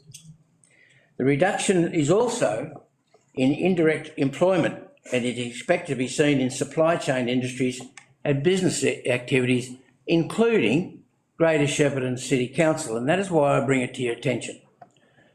It tells us that the transport logistics will be affected, agricultural machinery manufacturing, packaging, animal feed supplies, construction and maintenance, veterinary services, wholesaling, retail sales and financial services are all areas that are going to be affected by the reduction of further water in the consumptive pool within the Goulburn Murray Irrigation District. For example, at the moment there's 700 gigalitres of water being talked about being taken out of the southern basin area, of which we're part.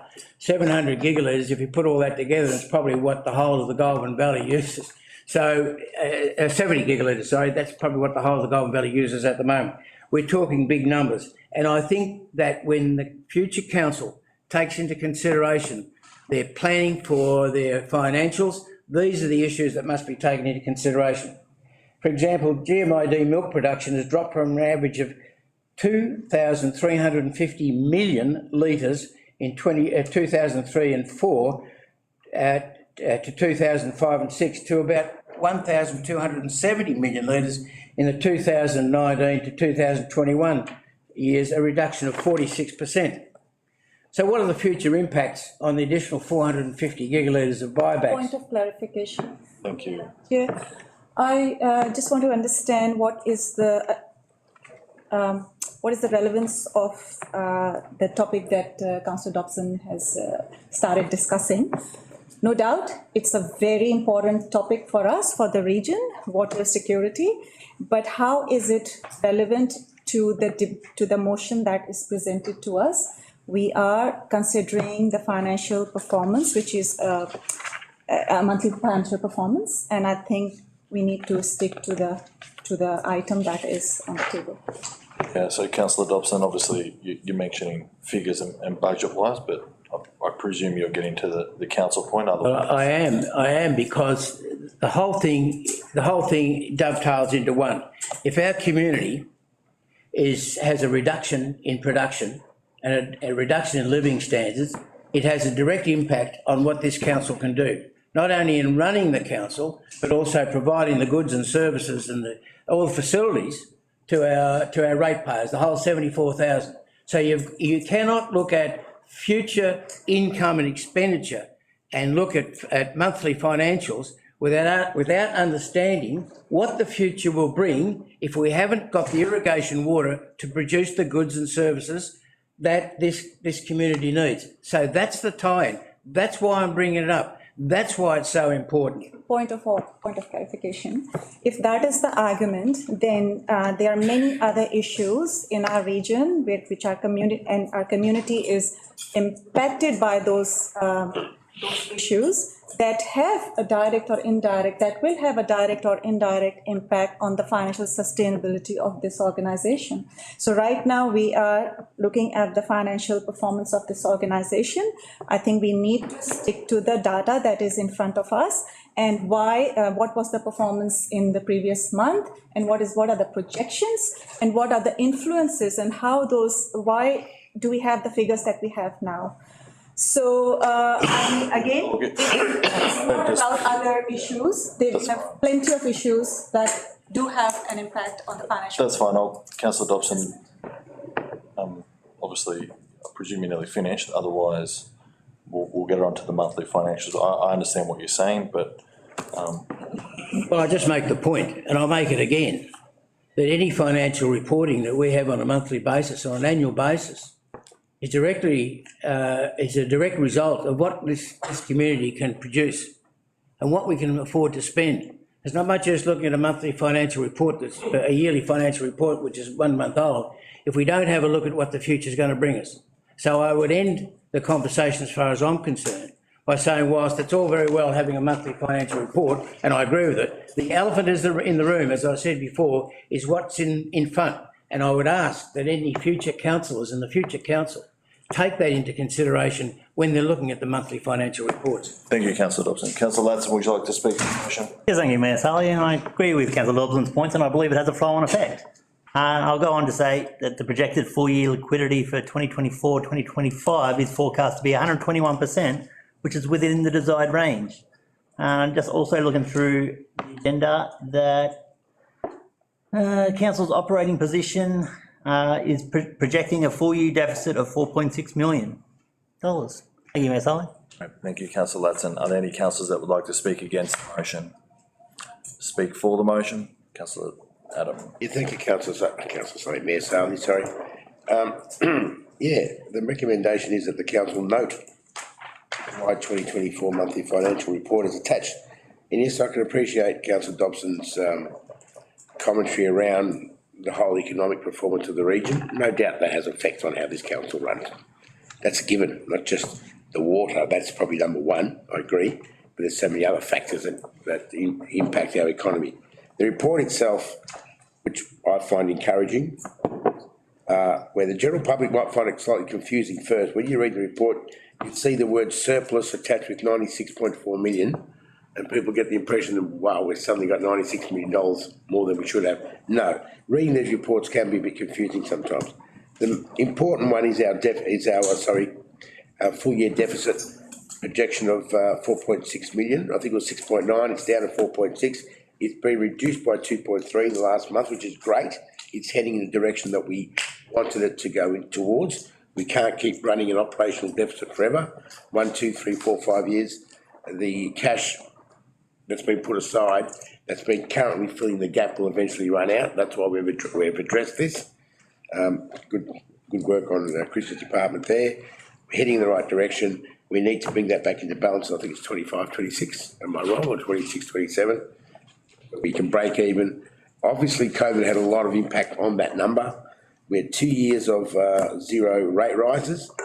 I know I bang on about this all the time, but that 2 years you'll never get back. The compounding component of that is gone. You'll never get that back. However, we need to work harder to bring that back to zero. We can't keep having deficits. As I said, going in the right direction. So that's the number that jumps out to me. The rest of it is going along as expected. Thank you, Councillor Adam. Are there any other councillors that would like to speak to the motion? Councillor Spinks. Yeah, just briefly to address what Paul just witnessed then, Councillor Abdullah was right to pull that up. It was not directly relevant, but I do think that there was a moment of respect of just recognising the passion and expertise that Councillor Dobson brings to the table on that particular issue. So I was happily sitting away. But getting back to the monthly financial report, just to casually share, I suppose, having sat on the council for 4 years and having inherited what was quite a large deficit 4 years ago, which was really fun to walk into. Then doing 2 years of zero rate rises because that's what the community needed at the time. Then having gone through COVID, flood emergencies, we've had storm events, we've managed to get the roads not perfect, but they're a heck of a lot better than they were. We're working really hard to support and maintain our community. And looking at this financial report, we are looking at coming back to a 4 point something. It's 4.6 at the moment, but whether that will move or not, but approximately a $4 million deficit, I think is testament to the pressure that this group has applied to the organisation to find efficiencies, to create better financial outcomes for this council, We know we get dragged a lot for being in deficit, but I can honestly say that we've worked so hard to get that back. And as Councillor Adams said, it is going to be in the clear as long as great decisions are made in the next couple of years, and prudent pressure continues to be applied. That we are in a much better financial position than we were 4 years ago, and I take great pride in that and having been able to be a part of it and watch that happen. So I'm very glad that if we are handing this council over to the next council or group, it will be in a much better financial position than it was. So. Very good. Councillor Spinks, thank you. Is there any other councillors that would like to speak to the motion? Councillor Brophy. Thank you, Mayor Saley.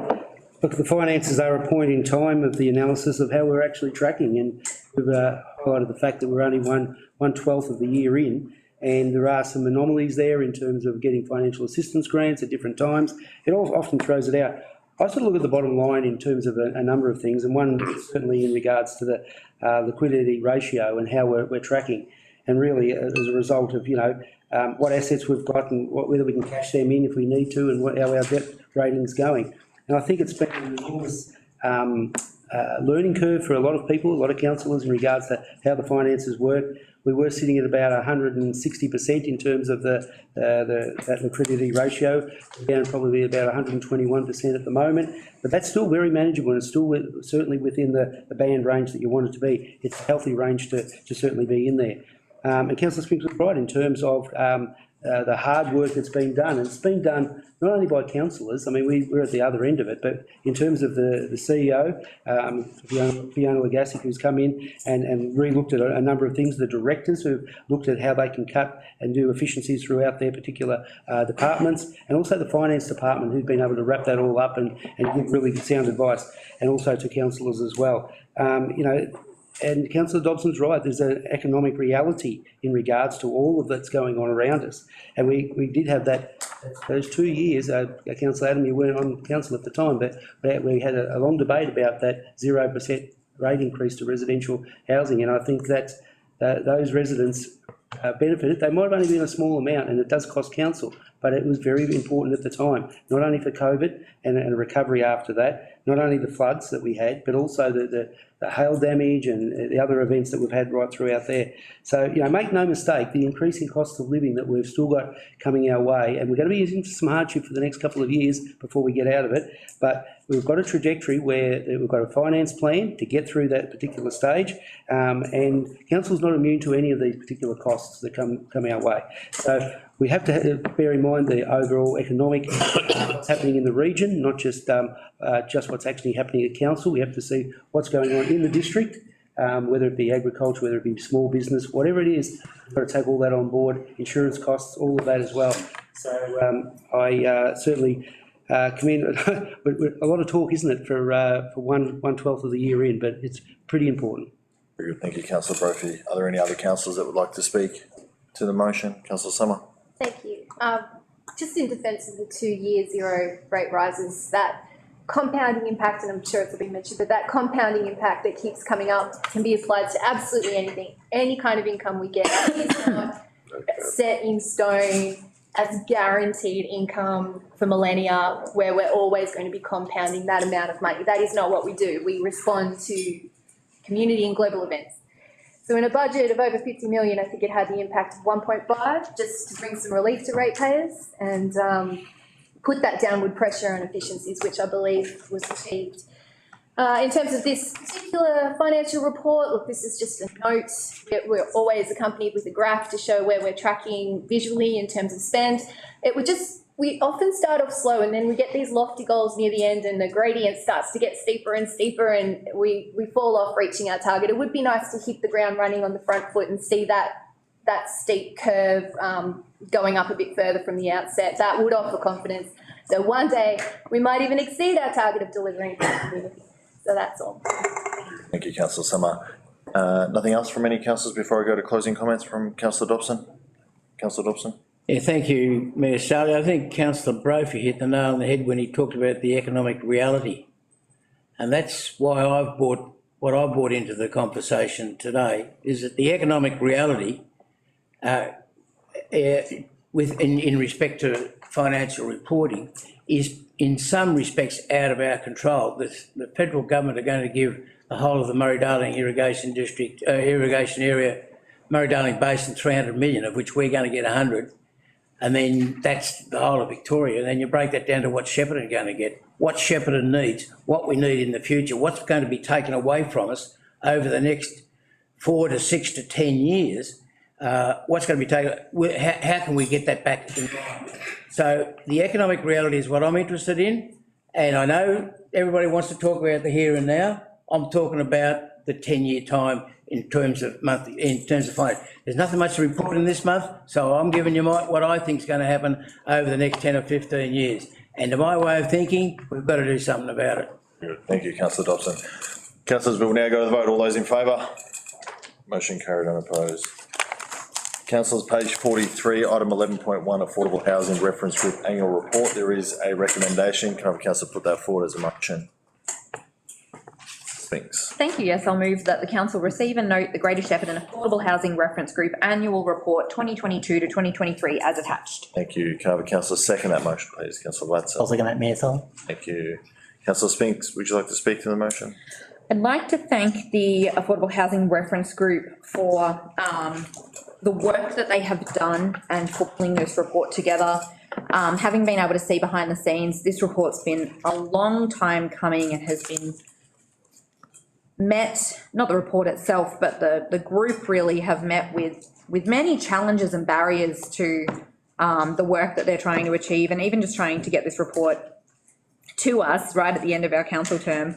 They've existed since 2020, but this is the first time we're seeing the report, and they've really been met with, we've had staffing challenges, we've had membership challenges, the limitations of a group that want to achieve really incredible outcomes for our community, but have very little capacity to do so through these particular levers. And I know that it's really challenged the community members. It's been very grueling for them, and many are feeling quite burnt out. But I want to really just take the time to thank them and let them know that they are really appreciated from being able to sit on that committee for the last couple of years alongside Councillor Abdullah and Councillor Saleh. I know you sat on it previously, and Councillor O'Keefe at the time. Being able to witness the passion and the drive that they bring to the table. I wish we could have created more outcomes from the work that they did, but I don't think that undermines what they were able to achieve, which is outlined in the report, which I know is smaller than they would have hoped, but it's nonetheless important. And this reference group is going to continue to be important as our community faces a housing crisis, and it's only going to get worse. We know we have astronomical numbers sitting on our wait lists, and we have all the key players sitting around the table in this housing group, reference group, and I know they want to do good work, and I hope that going into the future they'll stay with us and stay on board and let us try to help them to start achieving some of the outcomes I know they want to achieve. Thank you for this report. I know it's been a long time coming, and it's been good to read and good to receive today, and I thank them for their work. Great, thank you, councillor Spinks. Councillor Latson, would you like to speak to the motion? Yeah, I just fully echo Councillor Spinks' comments, and just want to mention that, you know, there's talk about the government's big build, and I just hope that the government at the time, just take on board reference groups like this that have so much valuable input to contribute. Thank you, Mayor Sully. Councillor Latson. Any councillors like to speak against the motion? Any councillors like to speak for the motion? Councillor Summer. Thanks. I'm speaking to really. So the group had this vision, and quote, all members of the Greater Shepparton community have access to safe, affordable and appropriate housing, end quote. But the emphasis needs to be on all three of these markers, including safe and appropriate, not just affordable. For instance, not everybody would suit a picket fence and large front yard. Not everybody thrives in high density apartments. Accommodation does need to be fit for purpose to get the best out of life. So I'd have liked to see this committee explore First Nations housing for kinship arrangement, cold community expectations, just as examples, evidence-based recommendations for village-style housing and other alternative, pretty much anything other than the clustered social housing model that is favoured by the state government under their big build. Admittedly, it's very easy to criticise from the outside looking in. I'm sure the group have the best intentions, but the pervading attitude across all governments right now seems to be that any housing is safe and appropriate, and that is simply not the case. It might feel warm and fuzzy to tick a box saying we provided housing for X amount of people, but the long-term social implications down the road could become quite concerning, and we have seen this before. There are failed commission areas in North Shep, and we are repeating the same mistakes, in my opinion, particularly cluster social housing over car parks. It's also concerning that a gender impact assessment was not applied. Obviously, I'm not fully across what the gender impact assessment entails, but you would think, specifically for women escaping domestic violence, it could indicate a gap in temporary emergency housing, and that hasn't been explored. So I'm really disappointed with the one-dimensional focus of what the report shows. I'm sure the committee's done more, but in terms of the report, it gives an impression that it's just an administrative arm of state government to meet state targets. Greater Shepparton, 2024, so many opportunities to achieve these targets and ends without compromising our social integrity and the vulnerable population groups within our municipality. We should push back on state government with what we feel is appropriate for our unique community that we know best, and we should not impose potentially damaging state sanctions from the top down. So because I know everybody on that committee is well-intentioned and very well-meaning, I'll definitely endorse the report, but I believe we've missed the mark entirely by not working towards the needs of our local community and pushing from state down. Thank you, councillor Summer. Are there any other councillors that would like to speak to the motion? Councillor Adam. Thank you, Ms. Ali. I just want to make a few things clear. The Greater Shepparton Affordable Housing Reference Group is an advisory body. They deliver nothing and can deliver nothing. They don't have access to funds. They just provide us with some feedback from the community as to where and how affordable housing should be developed. The last briefing we had from the group, to be quite honest, I was quite surprised. There seemed to be a deflated attitude amongst them because of the fact, I think there were some questions about the makeup of the committee and the intention of some of the people on the committee, because there's no doubt opposing views. Some people are more open to affordable housing in almost anywhere, while other people in that group, I won't say what I really want to say in regard to why or the intentions of being on that group are, to work that out for yourself. They're balancing up that sort of progressive attitude with a more conservative attitude. So ultimately, I don't think a lot had been achieved, and that was expressed by the people during the briefing as well. They were very disappointed about that. They almost came across as a bit of a toothless tiger. I know they've ticked a box in line with our affordable housing strategy. That's where this whole group was born from. I'd like to see them have a little bit more impact in what they discuss and how that information can be revealed to council. As I said, they have no real power. In my mind, they're a little bit symbolic at this point in time. I'd like to see them really have some more teeth. I don't know how that can be achieved, but that's what we should work towards. I want their opinions to count, because the problem is you're getting sort of NIMBYs jumping onto that committee under a cloak of another type of attitude. So that being said, we're here to accept their report. That's what we're going to do. Thank you. Thank you, councillor Adam. Are there any other councillors that would like to speak to the motion? Thank you, Ms. Ali. A couple of things that we have just heard from Councillor Summer about the, observation that it's a state, target that we are trying to approach, and this should have a local focus. So as Councillor Adam has just said, that this committee or this reference group was established as part of our affordable housing strategy. So to start with, this was council's own affordable housing strategy with a local focus, which the council of the day, the last term, council endorsed that strategy. As endorsing the strategy, it meant that council also endorsed the action, one of the action items, which was about the establishment of this affordable housing reference group. The terms of the reference group were brought back to council, and this council endorsed the terms of the reference. So all the way, the effort was that it maintains that local focus. It is about our problem and how we want to tackle this problem. And for this advisory committee, because it had all the subject matter experts and different community stakeholders there, the idea was that this reference group would build understanding and trust, and it will collaborate partnerships between council and key stakeholders and support knowledge sharing and collective action. So I think council, despite the challenges that Councillor Springs has mentioned about the working of this committee, and no doubt there have been challenges. I was also sitting on the reference group and I could see it firsthand. There was bureaucracy, there was clashing interests, not the shared objective there, and sometimes lack of participation, sometimes lack of administrative support. So all sorts of issues were there. However, looking at the looking at the report that they have presented, it is still, I mean, I've not lost hope. I think that this group can work more collaboratively and can work more productively. And this group can, because this group has come up with certain guidance and certain suggestions that that they have actually documented in the report, which if this council had taken taken their advice, probably we would have seen certain different outcomes. And Councillor Adam has very rightly said that this reference group is just a reference group, it's an advisory group. The final decision comes to this council. The decision-making capacity and the capability rests with this council, with this forum, with this in this chamber when we make those decisions.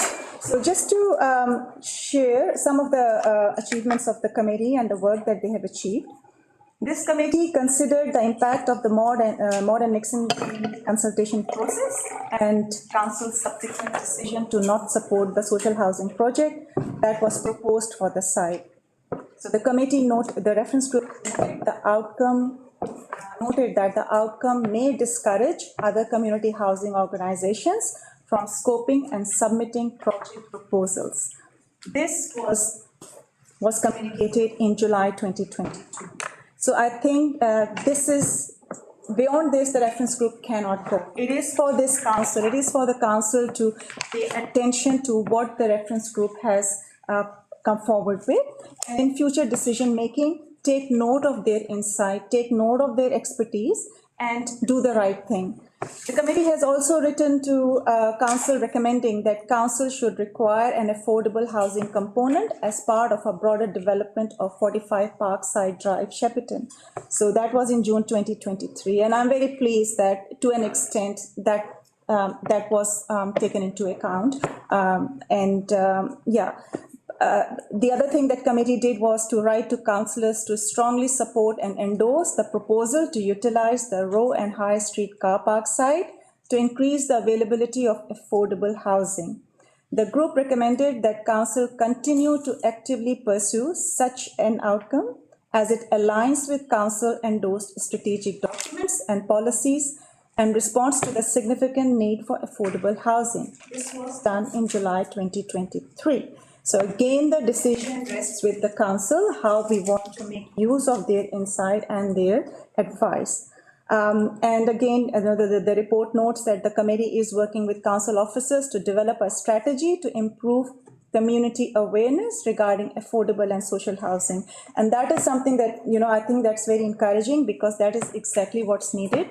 We need the promotion of good success stories in this space, because for one reason or the other, this region is very conservative in terms of going ahead with the affordable housing projects.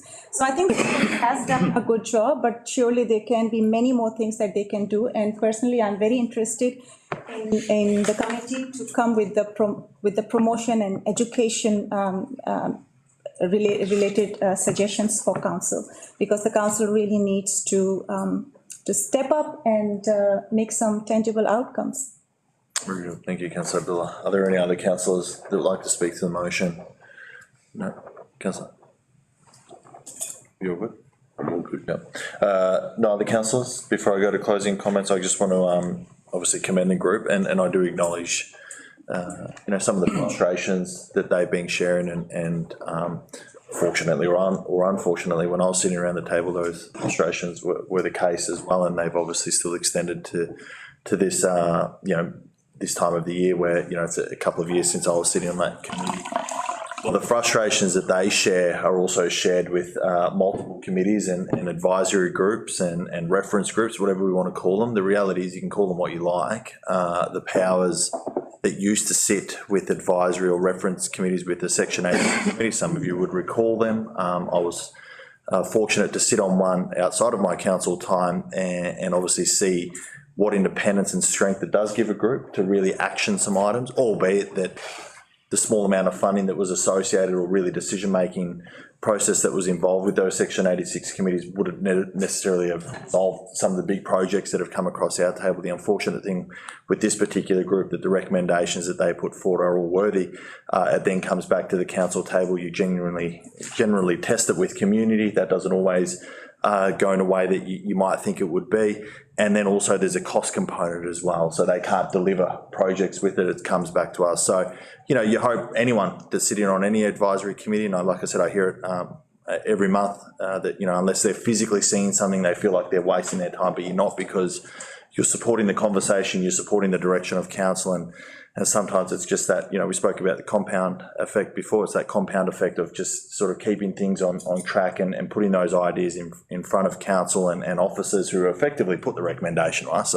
The committee don't submit anything to us, they work with the relevant officers who form the recommendations who come back to council, and then we make decisions from there. It's a really frustrating environment, I get it, and I can appreciate they're frustrated. They're one of many groups that are very frustrated, but unfortunately the rules that were there are no longer, and not because of us, because state legislation changed that. So unfortunately, we've all got to adhere to these rules, which is sit around and say really positive things and hope that they get implemented in whatever that might look like. So hopefully you can stick with us. Commend you for the work you've been doing to date, and we'll see where we end up in the future. So, Councillor Spinks. Thank you. Yes. So just clarifying a couple of things that, yes, it is just our council reference group. It's not state aligned or anything like that. It is ours directly in response to the strategy that we implemented.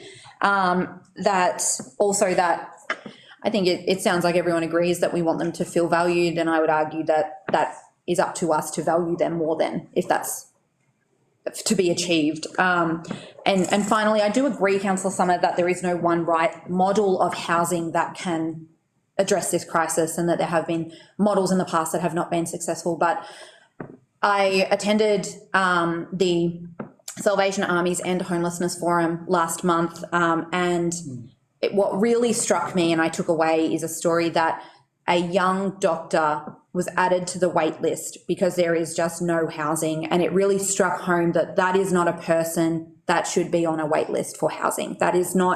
This list is not one type of person. And so while I absolutely agree that no one type of housing is the correct fix, I think all types of housing have to be on the table for consideration, because there are many different types of people in our community that are needing help and housing right now. And so absolutely I support the Affordable Housing Reference Group putting all ideas on the table and exploring all ideas, and to tie it up with a nice little bow. I think that is why receiving and noting their report today is so important, to recognise the work that they do and to thank them for the time and expertise they bring to the table on behalf of council. So thank you. Very good. Thank you, councillors. Thanks. Councillors, if there's nothing else, we will go to the vote. All those in favour? Motion carried on opposed. Councillors, page 46 of the agenda, item 11.2, Planning Scheme Amendment C243 GSHE for Greater Shepparton, Marupna West Growth Area C243 in brackets 294 McLennan Street, Marupna. There is a recommendation. Can other councillor put that forward as a motion? Councillor Ladson. I'd like to move that motion, Ms. Ali. Thank you. That the council, note that amendment C243 GSHE to the Greater Shepparton Planning Scheme received 4 no objection submissions. 2, adopt amendment C243 GSHE to the Greater Shepparton Planning Scheme in accordance with Section 9 of the Planning and Environment Act 1987, and 3, in accordance with Section 31 of the Planning and Environment Act 1987, submit amendment C243 GSHE to the Greater Shepparton Planning Scheme as adopted to the Minister for Planning for approval. Thank you, councillor Ladson. Can I have a councillor second that motion? Councillor Brophy. Second that motion. Thank you, councillor Ladson. Would you like to speak to the motion? Yes, thanks, Mayor Sally. I just, the 294 McLennan Street, Maroopna. I'd just like to read out the social implications that have been listed. The Maroopna Township is facing a shortfall in vacant zone residential land, and as a result, the amendment will allow Maroopna to continue to grow. It is expected that the land will provide approximately 40 residential lots, some of which could be set aside for social housing. And it just ties into the agenda item we had just before this, that the need is there and, you know, we need to free up land like this to make available. Thank you, Mayor Sally. Thank you, councillor Ladson. Councillor Brophy. Thank you, Mayor Sally. This is a sensible amendment to provide much needed an additional parcel of land for residential housing in that particular area. It's tucked in off McLellan Street main thoroughfare, and it adjoins Ballamara Drive. So those who know that area, they'll know where we're talking about. Predictably, myself and other councillors stated back in early 2021, the 2050 Shepparton Maroopna Growth Plan was more like a 2025 plan, as the expansion of housing and industrial and commercial demands needed to have a more contemporary view at that particular point in time. And so I think it was totally underestimated that we would be having to bring these sort of ones forward. And it is great to see that these amendments are now moving these particular parcels of land forward. Great. Thank you, councillor Brophy. Are there any councillors that would like to speak against the motion? Any councillors like to speak for the motion? Councillor Adam. Yeah, thank you, Mayor Sally. Look, this is a win-win situation here. Council purchased this property to establish a retention basin. They did. The remaining property now is being sold potentially after this is adopted for housing. So we've supplied much needed infrastructure to that area and also supplied an extra capacity for growth housing, which is much needed. So congratulations all around. Very good, councillor Adam. Are there any other councillors that would like to speak to the motion? Councillor Summer. It's very modest growth, about 40 lots, I think, and that won't interfere with the community's priority of keeping that small town. Great. Thank you, councillor Summer. Are there any other councillors? Any closing comments, councillor Ladson? Just hope there's room for a half basketball court, Mayor Sally, that's all. Very good. Thank you. We'll now go to the vote. All those in favour? Motion carried unopposed. I want to commend those in the gallery for sticking with us. You'll be happy to know we're halfway. Break. This is a good one. Yeah. Okay, page 52, item 12.1, Splash Park operational review. There is a recommendation. Can I have a council as a motion? Summer. Thanks. I'll move that the council, having investigated notice of motion 2/2024, note the findings of this report. Thank you, councillor Summer. Can I have a councillor second that motion? Councillor Ladson. I'll move that motion, Mayor Sally. Very good. Councillor Summer, would you like to speak to the motion? Thank you, Mayor Sally. I'm happy to move and note the findings, not that I necessarily agree with them, but that's okay. I did, I'm the one who I'm the culprit. I did lodge that notice of motion to try and get free access to that splash park, and that was with the intent of increasing paid visitation to AccuMoves. But it seems that part about paid visitation was lost in translation. Sadly, I did take it out of the draft notice of motion. Now I regret that, but anyway. So rather than seeing this as an opportunity to make more money, this report kind of deviates into investigating new splash parks, which is not mentioned in the NOM at all. So the new splash parks were costed at a minimum of $1.5 million, and that's a very basic model. And it must just be for new plumbing and drainage, because the Merrigan Splash Park only cost us $325,000, and that is inclusive of community and state government contributions. So I don't know about the 1.5, but that's all right. I'm au fait with that. I don't think that there is any need to spend any money on a new park, because we already have one. It just needs better promotion, and what better way to draw free social media marketing for AccuMoves than with free splash park access, selfies under colourful and active backdrops, Greater Shepparton, hashtag, all the things. And the report goes on to say that free access would minimise our revenue stream, which is the opposite of what I was trying to argue here, and reduce the perception of value for fee-paying members. It's hard to accept that, because free entry would entice people into the main facility, basically. So I don't know anyone who's keen to just pay for that splash park alone at the moment, whereas Rapid River and Tarzan Rope are key favourites from kids trying to get their parents to drag them over there and opportunistically utilised. And there was concern about overcrowding, which really that should be a good thing. Overcrowding and antisocial behaviour is not a problem for any other free splash park. In fact, crime statistics go down when you have passive surveillance from people everywhere. And it wouldn't be difficult to limit entry if required and direct people to the main facility for the modest entry fee. So anyone who's made that effort, they got suited up, they're prepared, they got in the car, they went all the way down to the back of the lake. The only purpose down there is water sports. They're unlikely to go home if they're not allowed in a free splash park. They will go into the facility. And the report concludes by citing budget constraints, which is exactly what this proposal was hoping to address. It does say external fencing access is achievable and a permanent fence would be $25,000, but personally I think it's still worth trialling it. Just temporary fencing, just testing some of those pressure points on all these assumptions, and if it works, it works. But report's in front of us. I'm not really aligned with it, but perhaps the next council will see fit to revisit this idea at future council meetings. Very good. Thank you, Councillor Summer. Councillor Latson, would you like to speak to the motion? Thank you, Mayor Sally. I just want to commend Councillor Summer for her ideas to, make a splash and test the waters, one would say. And, and I will note that I didn't know that there was free access for certain hours at Merrigum Splash Park, so get out to the Merrigum Splash Park, which is much newer than the Aquamove Splash Park. Good, Councillor Latson. Thank you. Is there any councillors that would like to speak against the motion? Any councillors like to speak for the motion? Councillor Brophy. Thank you, Mayor Sally. Look, this report has been a long time coming, but it's very comprehensive, and credit to the council staff who put this together. They put a lot of work into this. Highlighted and understandably are the financial implications as indicated, impact on the paying customers, supervision, asset management, crowd control and reputational damage. However, I think that the lens on the negatives in this particular report, I actually see a future for the positives in this, and I believe that this is not dead in the water, pardon the pun, but the opening of perhaps future conversations in regards, more public feedback in regards to it, and perhaps, explore some design and financial options perhaps in the next council. Great. Thank you, Councillor Brophy. Any other councillors like to speak to the motion? Councillor Spinks.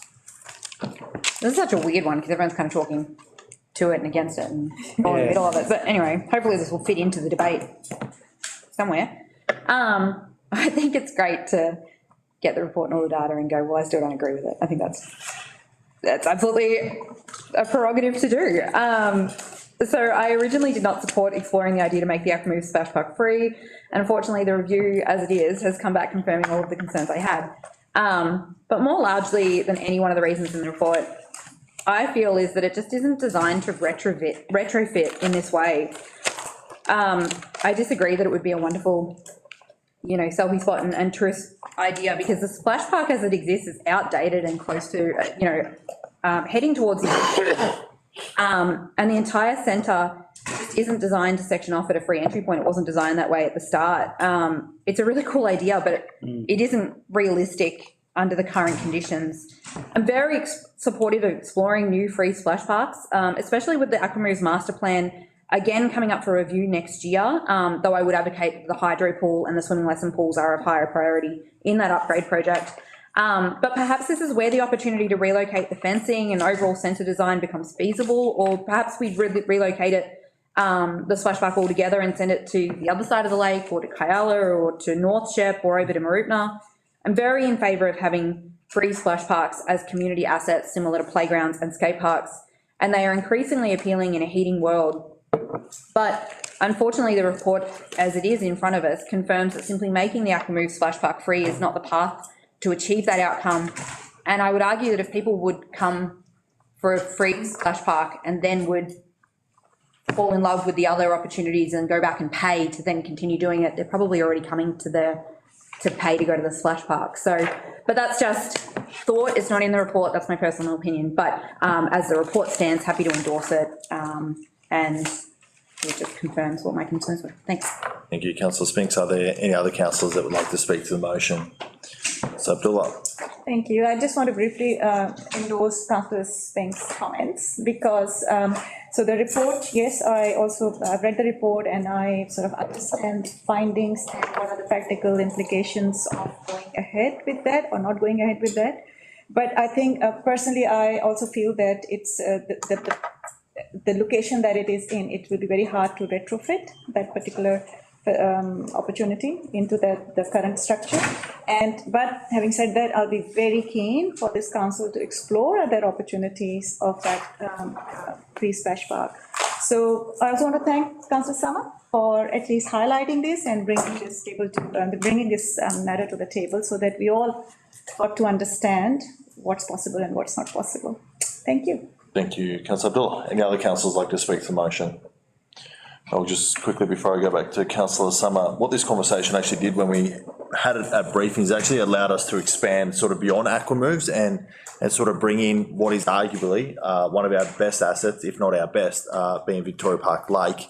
And the water that is there that obviously doesn't have a large recreational component to it. We spoke about how we can leverage that and offer, free activities, to sort of compensate what Councillor Summer was saying, not suggesting that it's a free splash park, but we see other municipalities, have big blow-up features on their lake or whatever it might be and encourage people to come. It's a massive tourist attraction. I hate the fact when my wife encourages me to leave our great place and visit another region and experience some of their offerings that we don't have, and it's not that far away where some other regional towns are doing some good things on an asset like a lake or along a river or something. Obviously our Victoria Park Lake is arguably the best that you will find in a regional centre that is underutilised, and we spoke about how we can have some, paddle boards, those little paddle things and, blow up, jumping castle things on the water, whatever you want to call them. There's the appropriate names for them, but basically we have an asset there that's underutilised, and to support what Councillor Summer's trying to do, which is give people a free or really affordable option, I think is important, and this allowed that conversation to take place in the briefing. I'm not a big fan of sort of open slather environments where, you can come in and it's just everyone, goes for it. I like that controlled environment from Aquamoose because it's a prominent facility, so I'm not sure how a free splash park could work there, but I appreciate the review that was undertaken, and it was good conversation through the briefing session, and I think we'll get some positives out of it, albeit not a free splash park. Over to you for closing comments. Thank you very much, Ms. Zali. I love hearing that there's been robust discussion on free water activities at the lake. That is something that we can really capitalise on in terms of tourism and keeping our local kids and parents happy. Just in terms of whether you should be voting for it or against it, it is just noting. So if you want to vote against a council report, that is up to you. But I'm not going to do that today. Look, negativity breeds negativity. There's a lot of assumptions in the room. I'd almost say excuses, but that is fine. It actually says in the report that a fence is feasible. So this stuff about retrofitting, you can have all the opinions in the world, but if you're going to accept the report, you have to accept that it can be done. So splash parks work in other towns, open slather. I really can't see the difference, but if there's more broader conversations going on with the same intent, then that makes me happy. Very good. Okay, councillors, nothing else, we'll go to the vote. All those in favour? Motion carried, unopposed. Item 12.2 on page 57, community feedback on the fortnightly collection of the red bin. There is a recommendation. Can I have a councillor put that forward as a motion, thanks? Councillor Latson. Yes, Ms. Ali, I'd like to move the recommendation on page 57 that the council, having investigated notice of motion 8/2024, note the findings of this report. All right, thank you, Councillor Latson. Can Councillor please second that motion? Councillor Summer. Councillor Latson, would you like to speak to the motion? Yeah, thanks, Ms. Ali. I'd just like to thank the CEO and council for going to investigate or go out to the public for their feedback about the position, and thank those that submitted their feedback for their responses. Thank you, Ms. Ali. Right, thank you, Councillor Latson. Councillor Summer, would you like to speak to the motion? Yes, thank you, Ms. Ali. I'd like to start by applauding Councillor Ben Ladson for initiating this report. Instead of accepting a decision and moving forward blindly despite all consequences, Councillor Ladson has taken a logical pause. He's asked to stop and assess how this rollout is going in the face of community resistance. We now have an informative report full of useful data that could be used to justify or adjust our position accordingly as we see fit, which is unlikely, but it is the case. Over 1,800 people responded to the survey, and I thank them also for their contribution. The most respondents came from 4-bedroom households, and over 1,000 say their red bin is overflowing at the time of collection. I don't know why we went into the particulars of satisfaction rates for people who do not have a full red bin on collection day, because it's clear their needs are already being met, but almost half of all respondents are dissatisfied with the change. So once again, Greater Shepparton is not an experimental testing ground for unreasonable state government targets. I maintain the onus of weight reduction should be on the manufacturer, not the household. And I'll continue to advocate for a council-led sorting facility that would create jobs and lead to better outcomes within the circular waste economy. Officers suggest a solution to red bin overflow is making use of other recycling options, such as, these are fantastic, such as the 360 litre recycling bin, textile drop-off at the transfer station, and a complimentary nappy collection. But unfortunately, each of these options require the ratepayer to take action. And mobilising the community to change their behaviour is not an easy task.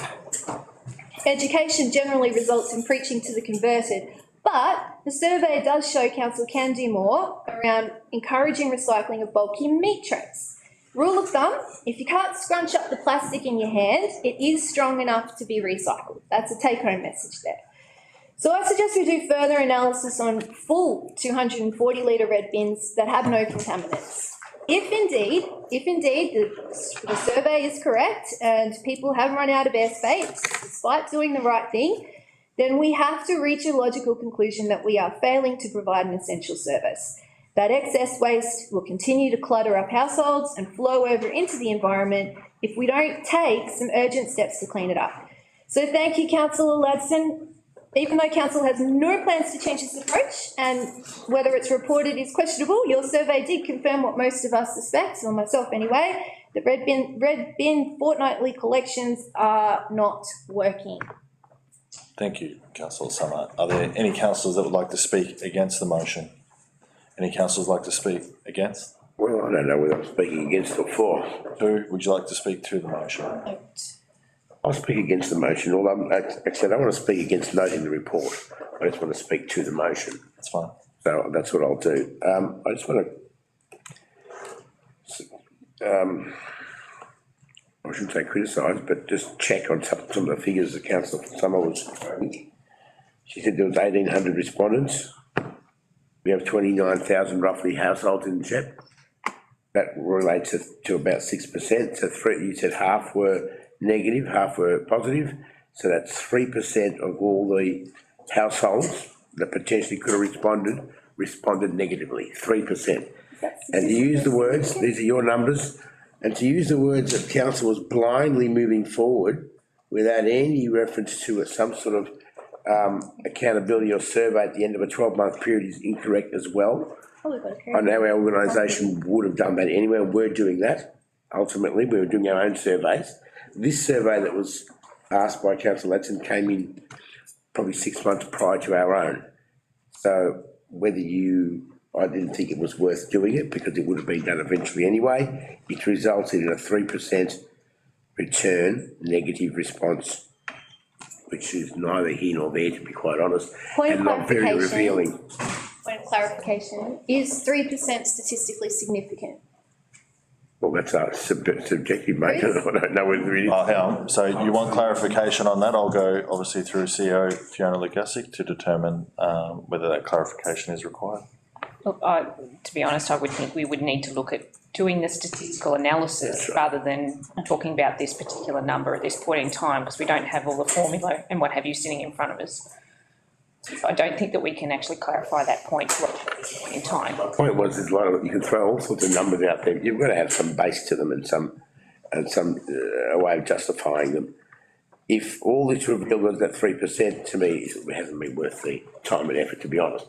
But as Councillor Summer said, 3% might be really significant in the eyes of some. For me, it's not.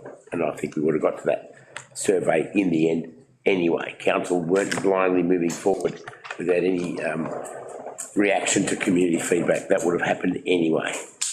Thank you, Councillor Adam. Are there any other councillors that would like to speak to the motion? Councillor Dobson. Yeah, thank you, Mayor. So firstly, I'd like to congratulate the waste management crew for delivering the service that they've had to date. It's probably the most difficult service you've got to produce, because you're going against the combined ideas of 50 or 100 years of how to dispose of rubbish. And this is a whole new ballgame. And if anybody thinks that this is going to happen in 5 minutes, they're totally wrong. I've often said that this is a 2 to 3 year program, and you'll see incremental going up in rate in approvals over that period of time. The state government, and I applaud the state government for bringing in the circular economy policy, which is telling us that we've got to minimise waste to landfill. Now that's a basic premise. Recyclables, the nappy collection, which I think is a brilliant idea, and again I congratulate Gary and his team. I mean, that is unheard of in most municipalities. They wouldn't know what it was, but that is just so brilliant. To have the FOGO bin there, now to have the glass bin, there's even another bonus that we can now distribute the waste the way in which we should.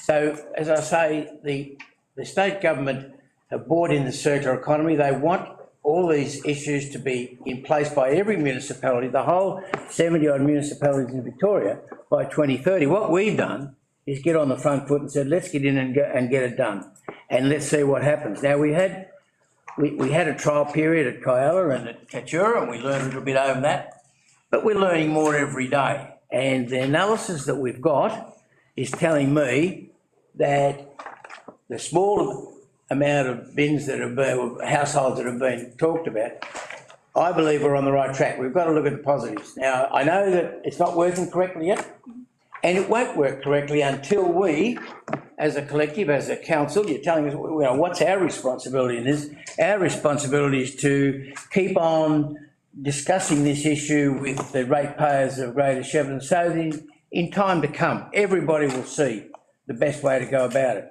It is the only way to go about it. We will not go back to landfill. We will not go back to full red bins, as far as I'm concerned. We cannot afford to do that. We've got contractors in place. We've got facilities in place, all that sort of thing. We must go forward.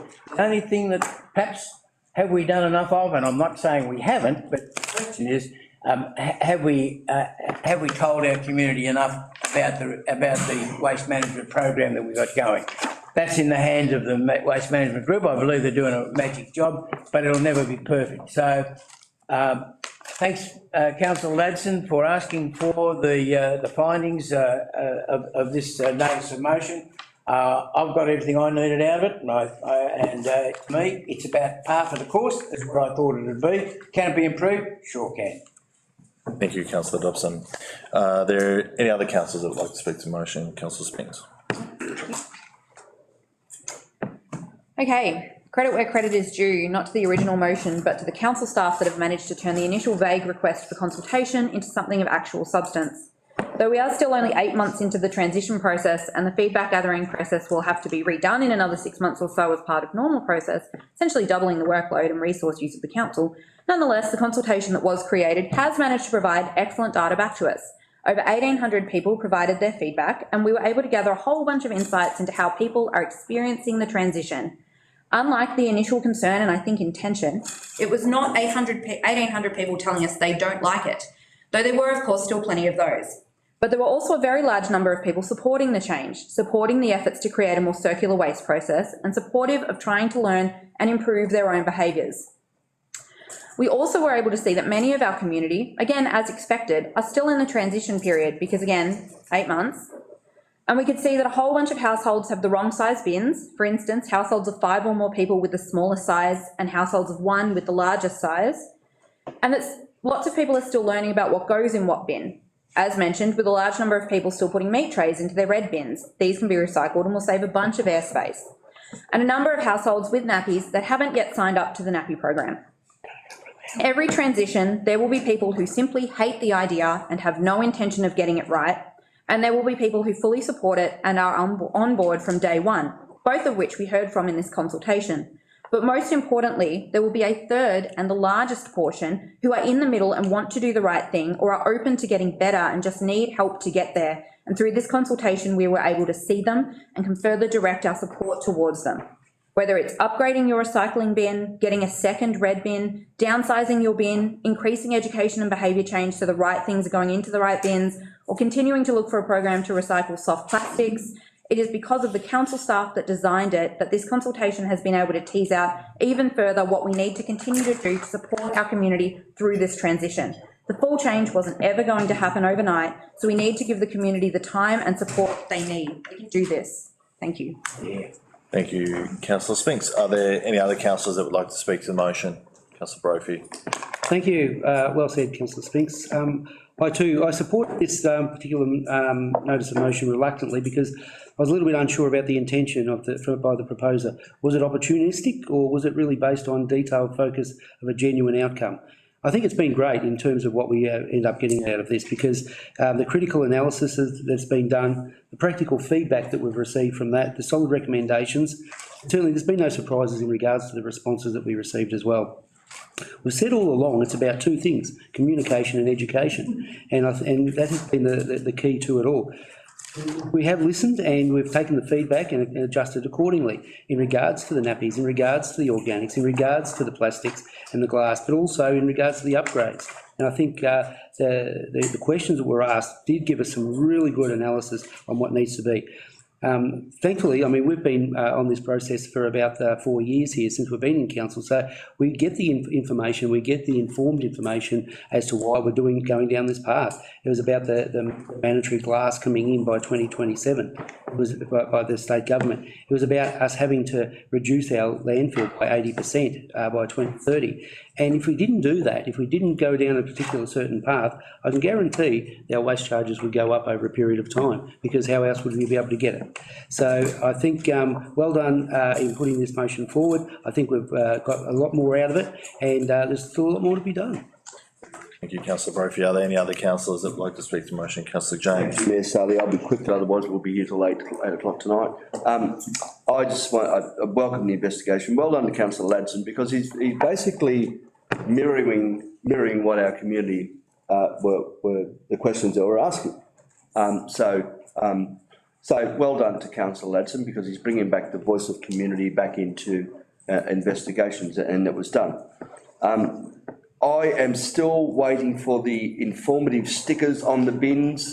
Councillors know that I have been adamant about this. I still want to see this, and I know Gary will disagree with me about this, but I still believe that's part of the education process, and that will change the thought process out there. It's the kids who we have to educate. I know it's vital to educate our whole community, but by having those stickers at that height, because that is at a kid's height, eye level, the kids will absolutely see what goes in which bin.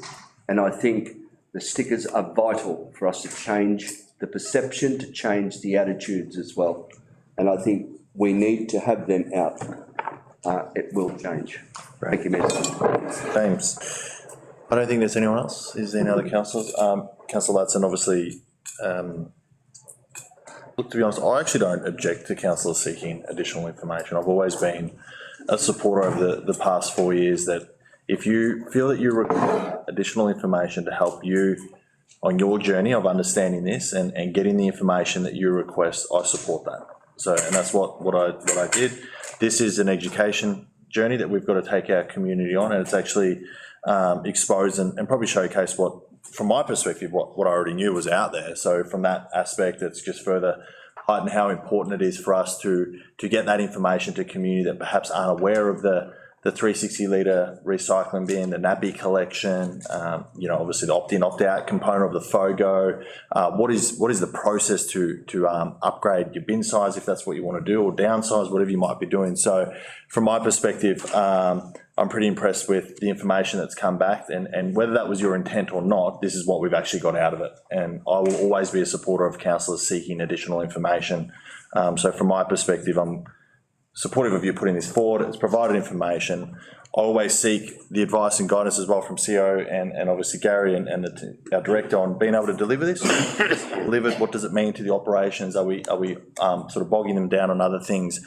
That's obviously not the case in being able to deliver this. So I commend you on putting this forward, and it's provided some really good information that hopefully we can take forward with us on the journey that we're all on regarding waste. Closing comments for yourself. Thank you, Mayor Sally. I'd just like to thank the support that I had to get this over the line originally, whether it's backhanded compliments or whatever. Now I'll take it on board. Yeah, and I agree that it is everyone's responsibility to care for the environment. With that being said, council has an obligation and responsibility to provide an essential service to make sure nobody is left behind. And from the data, it's currently failing that according to the survey data, and I'll just bring it up. Question 4. Question, on average, how full is your red lid bin when placed out for collection? Response type, single response, response data. Over full, 58.12%. And I'll repeat it. On average, how full is your red lid bin when placed out for collection? Let it sink in. Over full, 58.12%. Are we catering to Greater Shepparton? Thank you, Mayor Sally. I wasn't sure if I'd answer that. Very good. No, fair points. If there's nothing else, we'll go to the vote. All those in favour? Motion carried, unopposed. Division. Very good. But everyone was in favour. Still want a division or? Well, I called for it. Yeah, okay. Councillors, all those in favour? Councillor Adam, Councillor Summer, Councillor Dobson, Councillor Abdullah, Councillor Sali, Councillor Spinks, Councillor Brophy, Councillor James, you voting for? Yes. Yeah, Councillor James and Councillor Ladson. Motion carried, unopposed. Righto, councillors, we go to page 74 of the agenda, item 12.3, Shepparton Regional Sale Yards Advisory Committee. There is a recommendation. Can I have a councillor put that forward as a motion? Councillor Dobson. Yeah, thanks, Mayor Sally. I'll move that the council approve to dissolve the Shepparton Regional Sale Yards Advisory Committee and acknowledge and thank all current and past advisory committee members. Thank you, Councillor Dobson. Can I have a councillor second that motion? Motion, Mayor Sally. Councillor Adam. Councillor Dobson, would you like to speak to the motion? Yeah, the advisory committee is one that's been set up by obviously the council, and it's got representatives of the council operators, council members and people like myself who know nothing about sale yards, but being the chair, I soon got to know a fair bit about it. And it was put to us just of recent times that the sale yards, which was originally a Shepparton Shire facility, and quite rightly so, because the Shire was mainly a rural Shire, that they put the sale yards together, and the question had to be asked whether or not a sale yards complex that we've got in Shepparton, a multi-million-dollar complex, whether or not it's appropriate that this council be the runner of it. Are we the best managers of it? I, along with others, had a different point of view to that it was suggested that perhaps it's time that we lease the sale yards out to an independent operator under a tender system. Gary and his management team, they did a lot of homework on this, and they came to the same conclusion that it was time for us to have a look around. Now, we were fortunate enough to get an Australia-wide sale yards operator, who I think has got 8 or 9 of these sale yards right throughout the eastern seaboard and beyond, and they were the successful tenderer, and they're going to in fact take over the running of the sale yards in I think January, February of next year. On that basis, the advisory committee was thought that it was no longer needed. In saying that, they provided a hell of a lot of terrific advice to not only to the operators or the current operators, the managers that were there, but also to the council staff. I think that would be acknowledged, that their input from a user point of view was invaluable, that they were able to give us facts and figures that we wouldn't have thought about. However, the time has now come for that to go, and so I would ask councillors that to approve to dissolve the Regional Sale Yards Advisory Committee, and more importantly to thank them for what they've done. And it isn't here, but I'd also like to thank the Sale Yards crew within our Dawes Road complex, who have worked extremely hard to put all this together. Wouldn't have been done without them. Very good. Thank you, councillor Dobson. Councillor Adam, would you like to speak to the motion? Yes, thank you, Mayor Sally. I think I'll just read one paragraph from the executive summary which covers everything. At the council meeting held on 23rd of July 2024, it was resolved that the Shepparton Regional Sale Yards would be managed via a long-term commercial lease commencing on the 1st of January 2025. Therefore, the requirement for a council advisory committee has been removed, and it is proposed that it be dissolved. That's it in a nutshell. That's what we're voting on. I'd like to thank all the former committee members on that committee that's been going for, I don't know, decades, I presume. I was on it for a couple of years myself. I know Councillor Dobson was, and probably a few others on this council. So great job. They're no longer needed as we're leasing up the whole complex and facility. So that's it in a nutshell. Very good. Thank you. Councillor Adam, are there any councillors that would like to speak against the motion? Councillors like to speak for the motion? Councillor James. Thank you, Mayor Sally. Just to reiterate the words that have been spoken so far, I know it's not going to go anywhere. I live very close to the sale yards, and I'm reminded by ear and nose on Monday night when sale yards are on. Look, it is sad that it's going to a long-term commercial lease. The advisory committee was established in 2004 and has done a fantastic job in providing that advice, the general operations, the capital, renewal works and finance, animal welfare, more importantly too as well. I just hope that we continue to advocate for the solar panelling on that roof as well. I think Councillor Dobson has been a strong advocate for that. And where there's lots of space, but it's also which equates to lots and lots of dollars back to council as well. So I hope that we continue to push for that, and wanted to also thank Councillor Dobson and previous advisory committee members on that too as well. It's a big commitment, and though it doesn't seem all that significant when you say to people what's your portfolio and say the sale yards, they don't hold that as high regards, but it is of high regard to council, because it is still part of our asset base. But thanks to Councillor Dobson for his commitment in that role during his term as well. All right, thank you, Councillor James. Are there any other councillors that would like to speak to the motion? Any closing comments, Councillor Dobson? Yeah, just to say that we still own the facility. We still own the sale yards. We're leasing it out on a long-term basis on very strict conditions, I've got to say. But you're right, Councillor James. My view would be that we fill the roof of the sale yards with solar panels.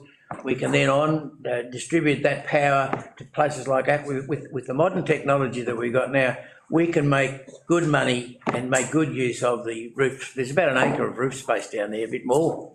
So anyway, that's not what we're talking about. We're talking about the advisory committee. So again, thanks for your comments. Very good, Councillor Dobson. If there's nothing else, we'll go to the vote.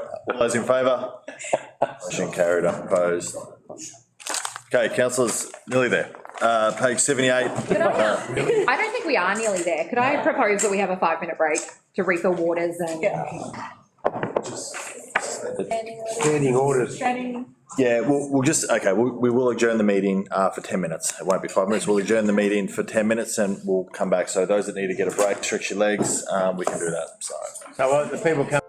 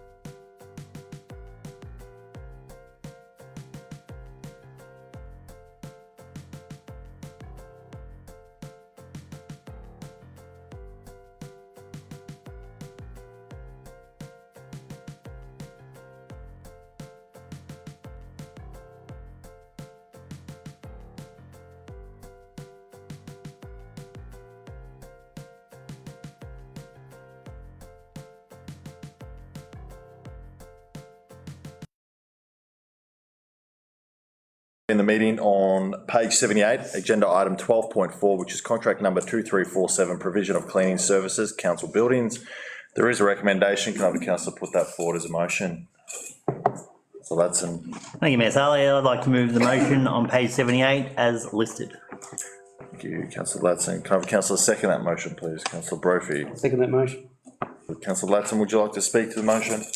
No, thank you, Mayor Sally. Start. Councillor Brophy, would you like to speak to the motion? Thank you, Mayor Sally. This recommendation looks pretty complicated, and in part it is. However, it's not just a simple contract to empty a few bins and perhaps vacuum a couple of offices or two. Cleaning is big business, and therefore that's why the contract is set up as it is. Due diligence and procurement has been undertaken, and there's been a large number of competitors and tenderers that have been submitted. It's gone through the particular process. Always we like to see local companies in the run for such contracts. Sometimes they become subcontracts from some of the larger companies that work in that. That ends up as being the result. But hopefully this particular provision of cleaning services for the council officers, hopefully it is of good value, it's good service, and it's good for the ratepayers. Thank you. Are there any councillors that would like to speak against the motion? Any councillors like to speak for the motion? No. Any closing comments, councillor Latson? Thank you, Mayor Sally. I'd like to note that the Shepparton Art Museum aren't going to be, well, part of point 3 was abandoned contract 2347 cleaning services part C for the Shepparton Art Museum because they're going out to get their own contractor. Thank you, Mayor Sally. Thank you, councillor Latson. Councillors, nothing else, we'll go to the vote. All in favour? Motion carried and opposed. Councillors, page 90, agenda item 12.5, contract number 2367, Shepparton BMX multi-use events pavilion construction. There is a recommendation. Can I have a councillor put that forward as a motion? Councillor Summer. Thank you, Mayor Sally. I'll move that the council award contract number 2367, Shepparton BMX multi-use events pavilion to Moretto Building Proprietary Limited for the lump sum price of $1,741,886 excluding GST. Thank you, councillor Summer. Can I have a councillor second that motion? Councillor Latson. Thank you, Mayor Sally. I'll second that motion. Thank you, councillor Summer. Would you like to speak to the motion? Thanks, Mayor Sally. My understanding is that this is a fully funded $1.74 million project under the State Regional Sporting Infrastructure Program. And I'm very happy that council is willing to underwrite just under $300,000 to deliver if necessary. And we'll strive to reduce costs wherever practicable. And it's really great to see a local company potentially win this tender. Moretto Building have accolades in local apprenticeships, local schools, inclusive employment practices, support for local subcontractors, as well as substantive community contributions. I will note unisex change rooms are included in the scope of this design, but my understanding is not female change rooms. Is that correct? And I think that might be a missed opportunity because I believe there's a grant out there for female sporting facilities, and female BMX enthusiasts are a growing sector in that sporting community and often get pushed back in line for change rooms when the men are competing. And I guess it's always time later to rectify these things at a later date because I'm sure female change rooms will be necessary. They could have been capitalised for efficiencies now, but I'll just remind everybody that women in sport are just as important as men, and we do need to provide facilities so we can see them thrive like we have in the recent Olympics. Thank you, councillor Summer. Councillor Latson, would you like to speak to the motion? Yes, thank you, Mayor Sally. I just want to thank the state government for this funding. It is 1.7 million and other funding for other projects, but and I'll just read out the report detail part of. This contract is for the construction of a new 2-storey multi-use events pavilion. The ground floor level includes compliant access to toilets, as Councillor Summer mentioned, change space, showers, catering facilities, storage, meeting and office space, and a flexible event space for major competitions, along with an outdoor undercover viewing area. And the first floor will allow for greater use for major events, including enhanced meeting and event management, media, broadcast, commentary, and hospitality areas. This facility will set us on the world stage for hosting international events. Thank you, Mayor Sally. Thank you, councillor Latson. Are there any councillors that would like to speak against the motion? Any councillors like to speak for the motion? Councillor Brophy. Thank you, Mayor Saleh. Look, perhaps after the disappointment of the Commonwealth Games backflip by the state government, it is pleasing to see that the state government have now honoured their financial commitment to some of these sporting infrastructure projects, and this particularly is one of them. This is very prescriptive and it's very focused in terms of what the funding has to be and how much it is. And I thank the state government for this and to the council officers too in their negotiations around compliance in bringing this particular event to the pavilion and really making it fast-tracked in order to perhaps put up a bid for the World Championships in 2025. Very good, thanks councillor Brophy. Are there any other councillors that would like to speak to the motion? Councillor Adams. Yeah, look, this, it's great to get $1.7 million out of the government, but obviously this is in lieu of the Commonwealth Games disappointment. There's no doubt about that, so let's not make any bones about that. This is a small compensation. However, the fact that it's gone to the BMX track, which we have been developing over the last 8 or 9 years to a standard which will allow international competition. We've already had a national competition here already. This was on our radar many years ago, actually, to build this up. So in one way, it probably worked out really well, the BMX complex at least. This will be probably one of the best facilities in Australia once this is built. And so we can look forward to getting a lot more of these national, but especially international events. I look forward to seeing more and more happening. Thank you, councillor. Any other councillors like to speak to the motion? James. Thank you, Mayor Saleh. Again, as Councillor Adams said, and it hurts me to say that, but the Commonwealth Games was the initiative and the catalyst for us to be where we are now, and it's great that we are the benefits of that, and our community will see the fruits of this this development in years to come. But it's also great to see that, and as Councillor Summers said, that Moretto Building are the successful tenderers, contractors. Moretto's have been they were a well-established company, building company here, has done a lot of work with this council, and it's great to see that this organisation employs local people, has a commitment towards employing local people, so that will benefit our community. Continues to incentivise our businesses to do as well. So that's really important part of us. Saying to our local contractors that we support you at all times. And this is another example of us doing that in our contracts. And it is a significant contract, $1.7+ billion. It's a huge contract. Very good. Thank you, James. Any other councillors like to speak to the motion? I'll just make some comments around, obviously, what has already been mentioned, the contract itself, and obviously come off the back of the Commonwealth Games, it's been noted tonight as well. But I do just want to commend the team behind the scenes. That I was privy to some conversations when we had the minister come here when it all unfolded, and we were really clear, and obviously everyone expected us that when the games were cancelled, that would be the opportunity to secure funding for a stadium or another piece of infrastructure that was, a top priority of community.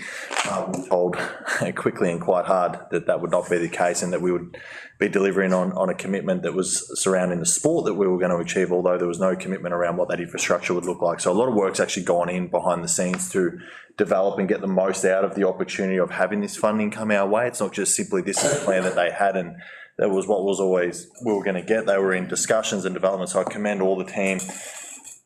Gary, Jed, your teams, apologise if I'm missing it. I hate sort of mentioning people, but I know that I was involved in those conversations. I know how hard your team have worked to get this together with such urgency that can afford us the opportunity to host an event that would be of similar nature to a Commonwealth Games event. By that means, we get the infrastructure now, we've got to get the ongoing visitation from it. I think, Councillor Adam or Dobson, someone mentioned this is one of, if not the best BMX facility in the country. I think this will actually make it, even from a regional Australia component. I don't know the correct terminology, but the ramp is the only one in Victoria. Start Hill. Yeah, and Start Hill, and what is it? There's only 2 of them in the whole of Australia. Bathurst is one of them. And like, think about it, one of them's here in Shepparton and at our sports precinct. Just think about how good that is, and this will take it to a whole nother level. So great outcome here. Good urgency to get this on the table now. before we get into caretaker and can't endorse these, and it just holds up opportunity. So I think it's a really good team effort, and I'm really proud to be supporting this, and a good local contractor gets the job as well. So well done all. Councillor Summer. No further comment. Very good. Councillors, will the vote. All those in favour? Motion carried, unopposed. Page 96, agenda item 12.6, contract number 2379, asphalt surfacing and associated works panel of suppliers. There is a recommendation. Can I have a councillor put that forward as a motion, please? Councillor Summer. Thank you. I'll move the recommendation as printed on page 96 of the agenda as a motion. Very good. Can I have a councillor second that motion? Councillor Dobson. I'll second that motion, Mayor Sally. Councillor Summer, would you like to speak to the motion? Just briefly, it's not quite as contentious as some of the other items we've had, so I'm not going to go into it, but it's a bit of housekeeping, really. We're setting up a panel so we know who to get in times of need. Great. Thanks, Councillor Summer. Councillor Dobson. Councillor Summers said it all. Great. Any councillors like to speak against the motion? Any councillors like to speak for the motion? Further closing comments, councillors? No, thank you. Councillors, we will now go to vote. All those in favour? Carried, unopposed. Page 102, item 12.7, contract number 2365, minor civil works panel of suppliers. There is a recommendation. Can I have a councillor put that forward as a motion? Councillor Adam. Yes, thank you, Mayor Sally. Would you move the motion on page 102? Actually, I'm going to read this out because there's some big numbers here. That the council accept tenders submitted by Tactile Australia Ltd, Allied Entities Proprietary Limited, Jarvis Delahaye Contractors Proprietary Limited, Cleves Earth Moving and Drainage Proprietary Limited, Preston Earth Moving and Excavation Proprietary Limited, and Curb Con Proprietary Limited to be appointed to a panel of suppliers for CN 2365, provision of minor civil and associated works. Note that the contract term is for a period of 2 years, with a 1 year plus 1 year extension option at discretion. The estimated contract value over 4 years is 12 million ex-GST, so that's rather significant. And authorise the Chief Executive Officer to execute the contract documents and approve any 1 year contract extension as deemed appropriate. Thank you, Councillor Adam. Can I have a councillor second that motion, please? Councillor Summer. Councillor Adam, would you like to speak to the motion? Obviously, our organisation's done a lot of work going through a process. They've established a panel with all the suppliers I've just mentioned. Yes, who am I to question their ability in putting the right people on the panel? So I fully support it. Very good, Councillor. Councillor Summer, would you like to speak to the motion? No, thank you. Any councillors like to speak against the motion? Councillors like to speak for the motion? Councillor Spinks. Thank you. Just briefly, would kind of argue, Councillor Adam, that it is your job to question. But nonetheless, it's gone through the process. It's not specifically, but it is our role. But no, of course, it's gone through all the appropriate tender processes and is a thorough process. But I just want to highlight as well that, as Councillor said on the previous item, this allows us to have a panel to choose from in being able to most efficiently provide the services required.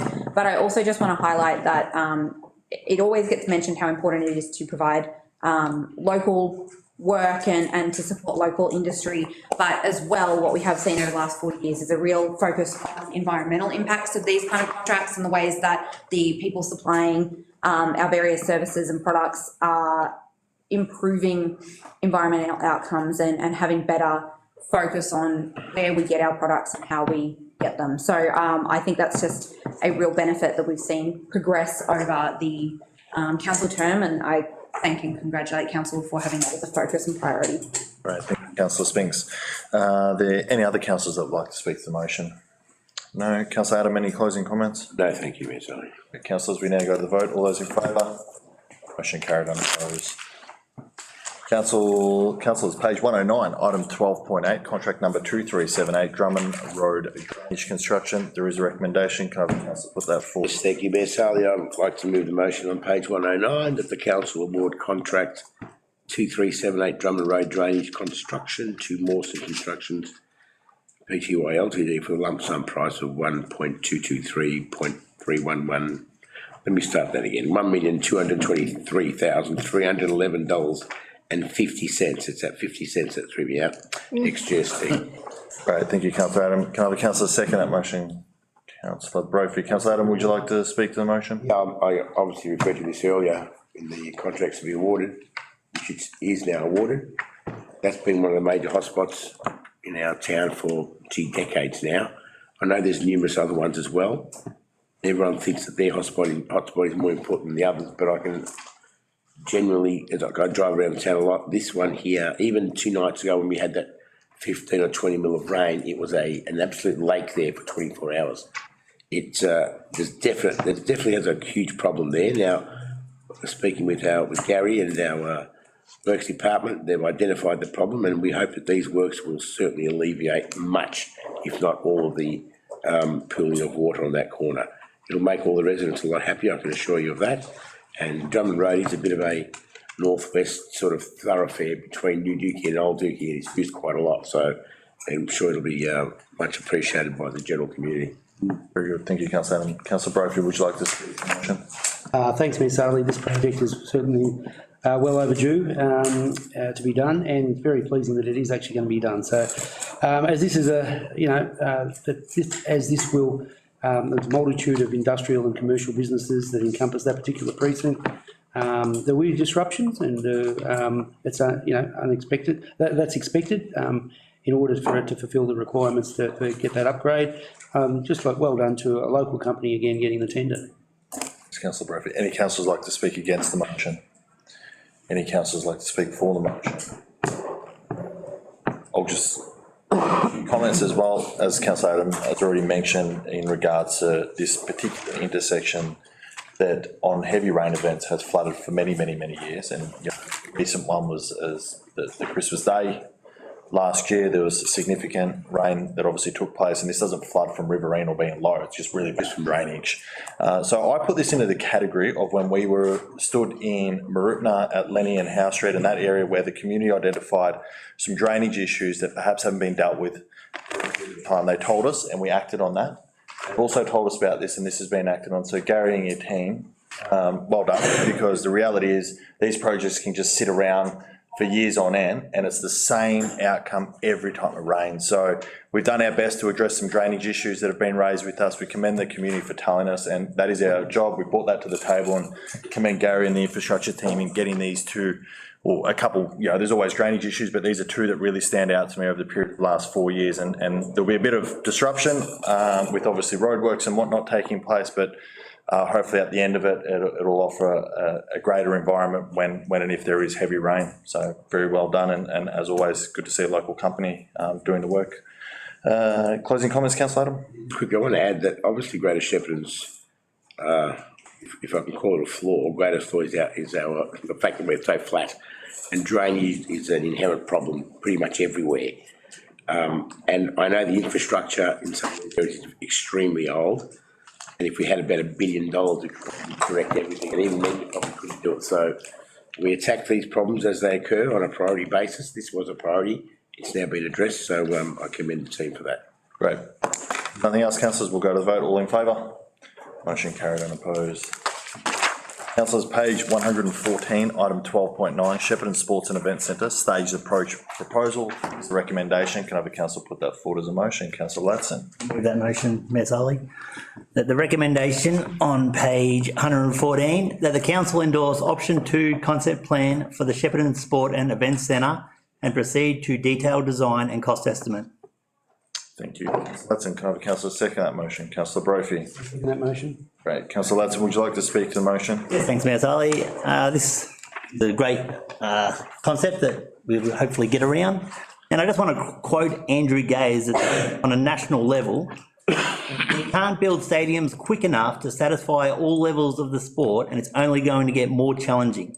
We see it at all different levels, and we're seeing it at the higher level where junior rep teams or NBL1 teams are struggling to find practice courts. Because the game is so popular from a participant standpoint, during the evenings, in the mornings, on the weekends, there's very little court availability. That's on a national level. This seeks to address some of the challenging court availability that we're currently using, the Shepparton Sports Stadium, Visi Centre, Greater Shepparton Secondary College.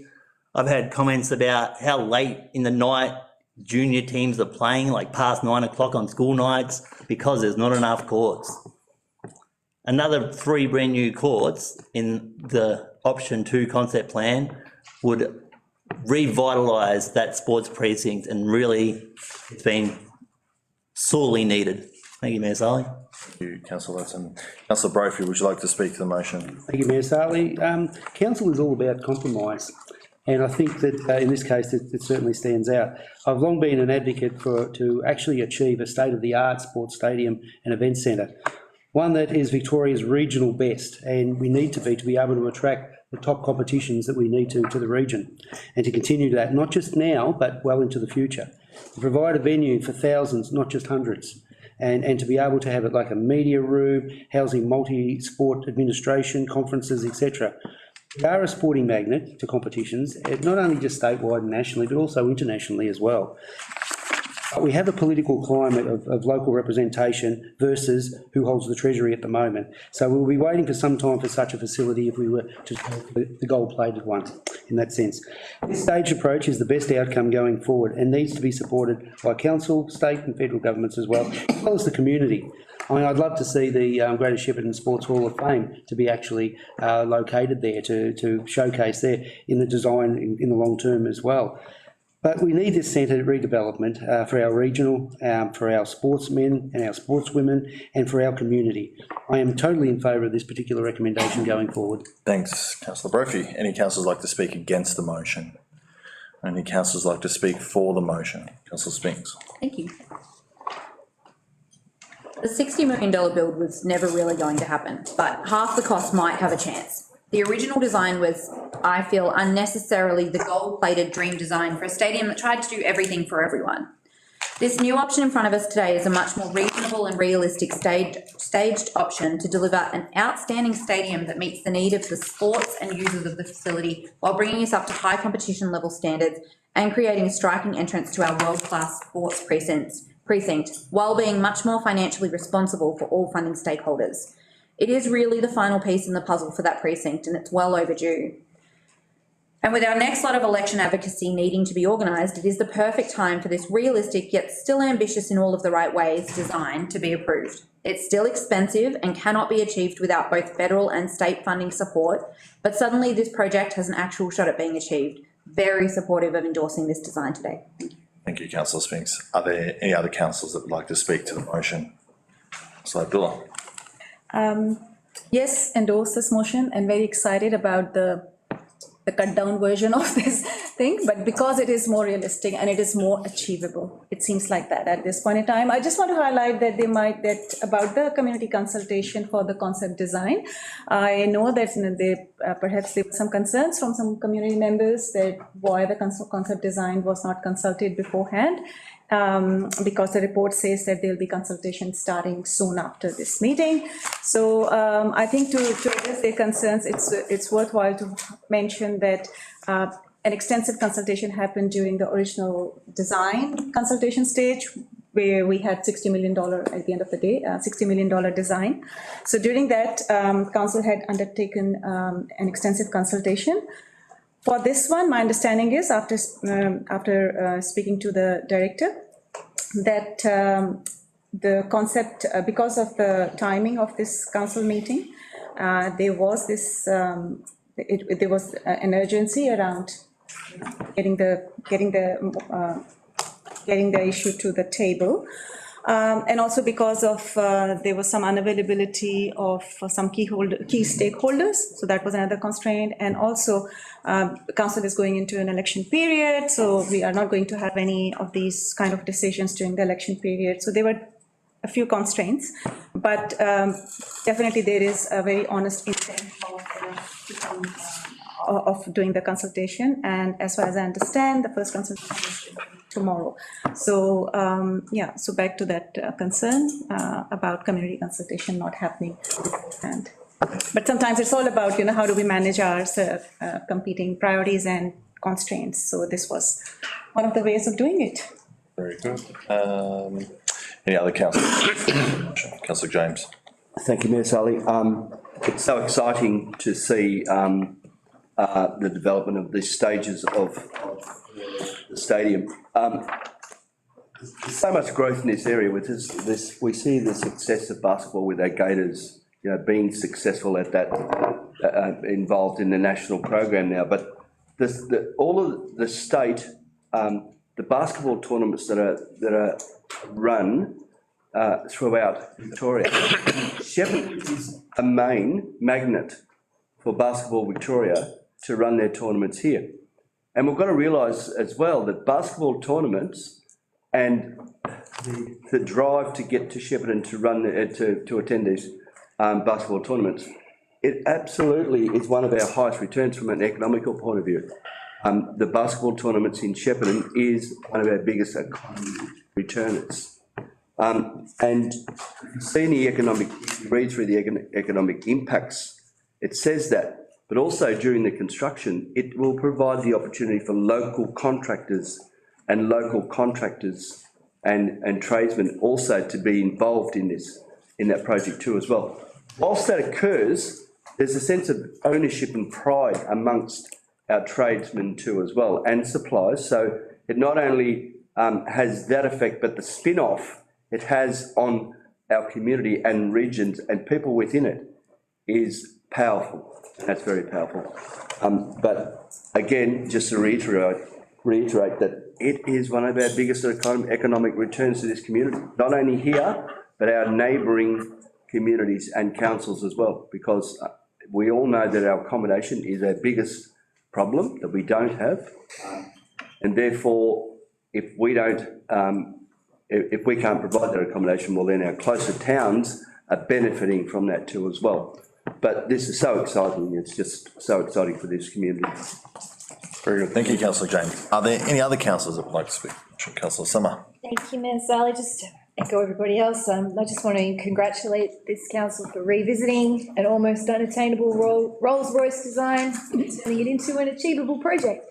If higher levels of government deem this project fit for funding, we are well on the way to meeting community expectations. Our sports stadium is tired and old, I think 50 years, and kids are playing as late as 8, or as Councillor Broker said, 9 o'clock at night on a school night, and that's due to the lack of courts. And this design, in conjunction with the Visi Stadium upgrade, will enable, hopefully, all basketball players in Greater Shepparton to be the best they can be. The design, my understanding is it also features a much-needed squash court and foyer space for the Sporting Hall of Fame pavilion, so I couldn't be happier with option 2. And I'm looking forward to seeing the lobbying efforts of this council to make our new stadium a welcome reality in the near future. Point of clarification, does it include a squash court? No. No. Oh, it doesn't? Yeah. No. Play against the wall. No.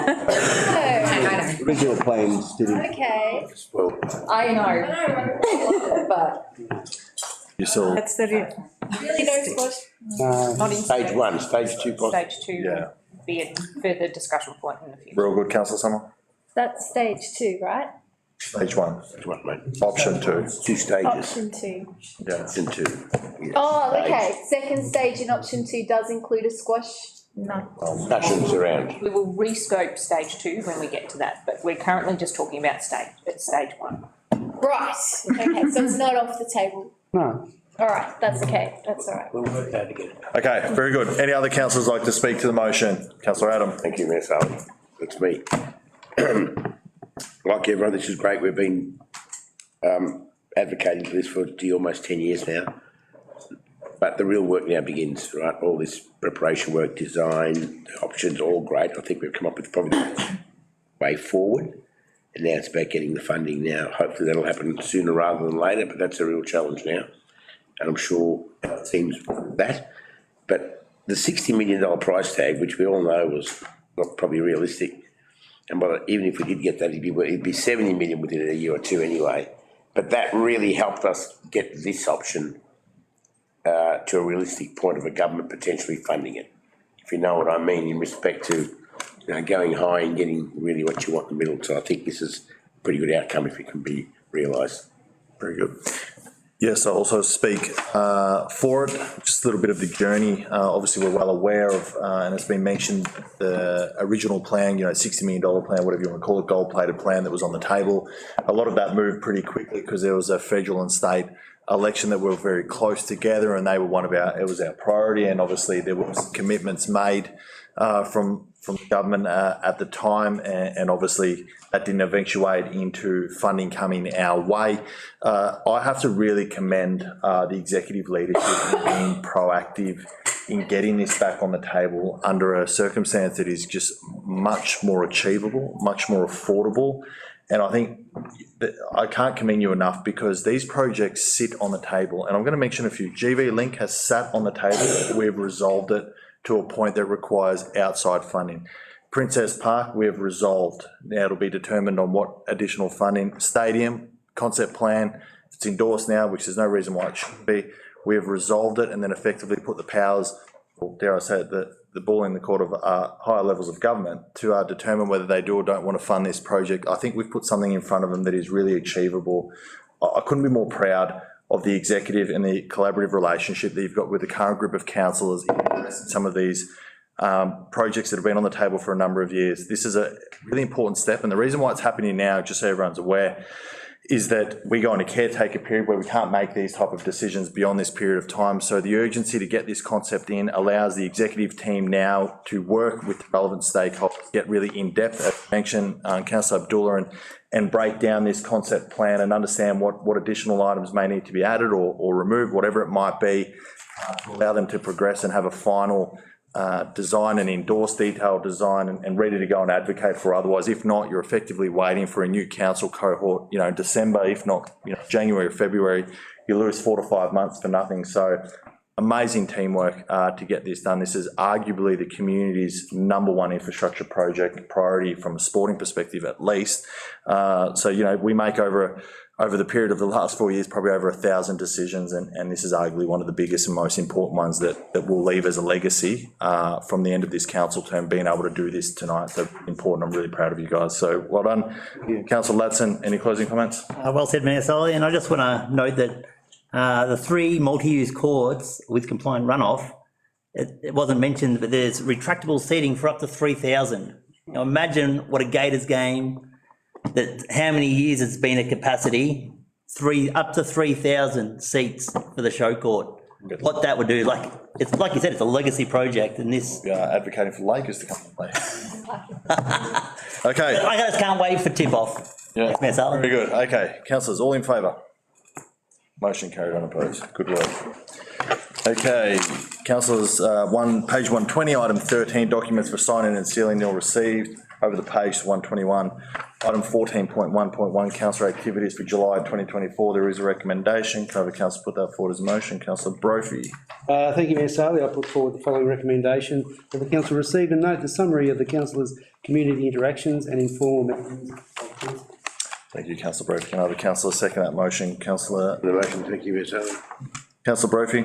I'll be very quick because it's past Councillor Dobson's bedtime, so we really very long meeting. So very quick, I do want to make a mention of a few events that myself and Councillor Spinks went to. We went to the Victorian State Cyclocross, which was excellent, up at the Boardroom there. A lot of competitors from around the state turned up to that particular one as well. The Shepparton Fire Brigade, or the fire station, we visited that with Councillor Summer and himself, and it really is state of the art, and really it services our community incredibly. So it was a privilege to be able to go through and talk to the personnel in regards to that. The other one was the Greater Shepparton Sports Hall of Fame, the exhibition, the launch of that at the Shepparton Heritage Centre. If you haven't been along to that, just get along to it. It's absolutely world class the way that they've put that together. The Dingala Kaila oration, where we had a local, well, not originally, but a local boy in the name of His Excellency Justin Muhammad, who is the Australia's ambassador for First Nations, as the guest speaker that came along to that. The community tree, which I spoke about, the delays, the knockbacks, the red tape, everything that got in their way, but they still progressed and they got it through, so well done, Belinda King. And the very last one I want to mention is 150 years for Marupna Primary School. Absolutely sensational. And when you think about it, it was only 13 years after the first Melbourne Cup was run that they opened their doors, and that Ned Kelly was only 18 and it had just been arrested for the first time for riding a stolen horse. So that's how long ago that particular school's been operating. So well done. Is that all, Councillor Brophy? Councillor Brophy, very good. Thank you. Councillor Adam. That's you. Thank you, Mayor Sully. Good. Any councillors like to speak against the motion? Any councillors like to speak for the motion? Councillor Spinks. Yes, I wouldn't normally, it is a bit of a tick and flick item, but I really want to highlight a couple today. That particular month had some really great events, and I picked three out that I just want to highlight. So the first was that I got the opportunity to attend and present the medals at the Junior Hockey State Championships. And this was an amazing event, getting the opportunity to watch up-and-coming athletes compete their hearts out in our first-class facilities in only the second time the championships have been held outside of Melbourne. It is only by having these facilities, having such strong local sporting associations, and our events team being so skilled at chasing these opportunities that we are able to host this level of competition. And it was an honour to present the medals at the under 12, under 14 and under 16 events. I also want to talk about the Congolese independence celebration. It was such a joyful and welcoming experience, and I know for anyone who's gone along to it, they'll understand. I was made to feel overwhelmingly honoured. And where we got, they do, and where we got to welcome new arrival families into the wider and also smaller Congolese community here in Greater Shepparton. But equally importantly, I was able to learn about a strong and rich culture that exists within our community and to learn more about the challenges and barriers they face, both in the conflict occurring in their home country and the distress it causes, both from them being safe here and separated from those who aren't and carrying those two homes in their hearts, and also here in their new homes where a lack of public transport and language accessible information impacts their ability to access basic needs like housing and employment and connection to community. These sort of events are important for us to be a part of to make sure we understand the very different needs of our diverse community so that we can make sure to represent those who aren't around the table. And the third, and I've picked very different ones to highlight, the third event I want to talk about is the Net Zero Circular Economy Workshop that was led by subject matter experts in CSIRO, Melbourne University Sustainable Development and the Murray-Darling Association. This event, which is semi-organised and attended by Councillor Dobson and also attended by Councillor Abdullah, brought together leaders in state and local government, industry and service providers to discuss the latest research and brainstorm how our region can become leaders in the state's transition to a circular economy. This sort of workshop isn't happening anywhere else. We were really privileged to have this here and are leaders in this space. With examples discussed of countries that are far ahead of our circular maturity, and with expert speakers, including our very own council waste team, presenting our bin change transition, I couldn't help but reflect that while we sit around this table and continue to debate whether or not we should pick up a red bin every week, 1 week or two, outside of this bubble, what we have done is in fact being used as a guiding post for the rest of the state, and the conversation is moving on to what comes next. As we reach the end of the time of supposedly infinite resources, a circular economy becomes the future. And right now, we are being recognised and respected as leaders in this space. And at that workshop, I was so proud of our leadership and of our community. Thank you. Thank you, Councillor Spinks. Are there any other councillors that would like to speak to the motion? Councillor Ladson. Thank you, Mayor Sally. I'm just so glad that my Laddo's deep dive has brought such attention and scrutiny to the councillor activities for each month. And it's not a tick and flick item to me. It's the council activities at the heart of what councillors do. Thank you, Mayor Sally. Are there any other councillors that would like to speak to the motion? Councillor Abdullah. Thank you, Mayor Sally. Yes, this is an important one, but I must admit that on previous occasions I have not spoken to this item because I could see the enthusiasm around the room and I thought they were doing the justice without me saying much more about that. But the reality is that, you know, this item just shows that how diverse our community is, what's the breadth of events and community engagements that our councillors attend. And so that's really heartwarming to see. I just want to, again, following on from our initial discussions, the petition that was submitted, I just want to highlight, and I know that under my activities there is this event that I had attended in July, it's mentioned. That was the Palestine Vigil that was held in July. I attended that as a councillor. Most other councillors also attended, but perhaps in the individual capacity because the report doesn't highlight their names. So earlier in our meeting today, it was said that while we were discussing the petition, that the Premier's advice, Victorian Premier's advice for the councils is to stay out of this international conflict. Words to the effect, maybe not the exact words. So obviously at the Palestinian-Gaza vigil, the people gathered there to reflect on the grave human rights violation in the Gaza war.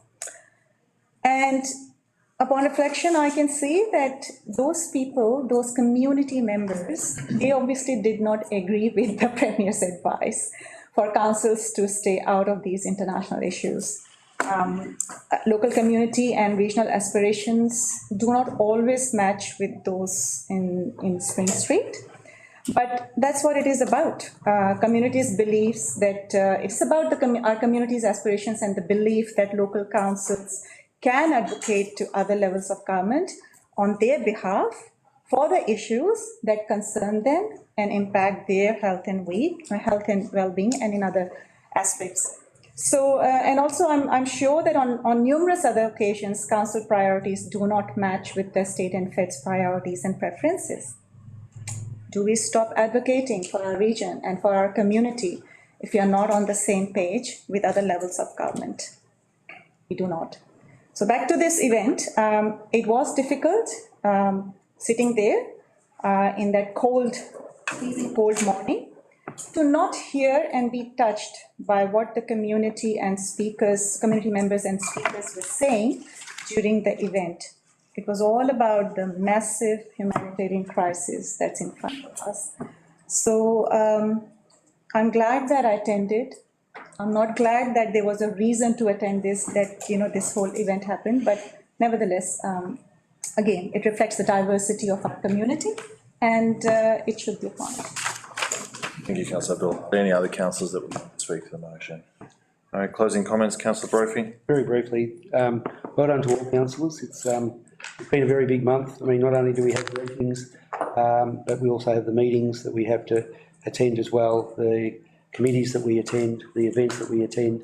I think it's a testament to this particular council that we do show up, and particularly the mayor as well. I know it is a full-time job, but it is a full-time job, and you've been exemplary in turning up to those things that people have asked you to turn up to, so well done. Great. Thank you, Councillor Brophy. If there's nothing else, we'll go to vote. In favour? Motion carried and opposed.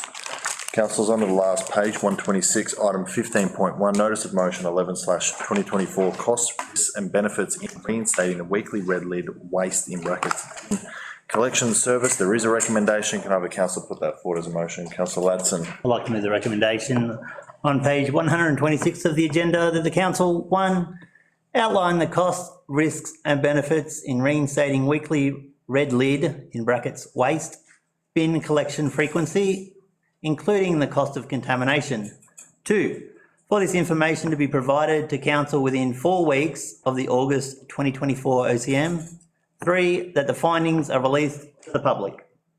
Thank you, Councillor Latson. Can I have a councillor second that motion, please? Councillor Summer. Councillor Latson, would you like to speak to the motion? Yes, thanks, Mayor Sally. In hindsight, I could have had provide a report outlining the costs and blah, blah, blah. And again, kind of like my other notice of motion that, had a lot of conjecture. It eventually got over the line, and I'm hoping this one does too. Just seeking a report, information. I'll read it out again because I've got 6 minutes. Why not? That the council, 1, outline the costs, risks and benefits in reinstating weekly red lid waste bin collection frequency, including the cost of contamination. 2, for this information to be provided to council within 4 weeks, sorry Gary, of the August 2024 OCM. 3, that the findings are released to the public. Thank you, Mayor Sullivan. Very good. I got it the second time. Councillor Summer, would you like to speak to the motion? Yes, thank you. I think it is a report. It's just information only. And after what we saw with the red bin survey, I think we owe it to the public to have a look, really. I mean, staff have indicated it's relatively easy to get costing information, so it's not putting an onerous burden on anybody.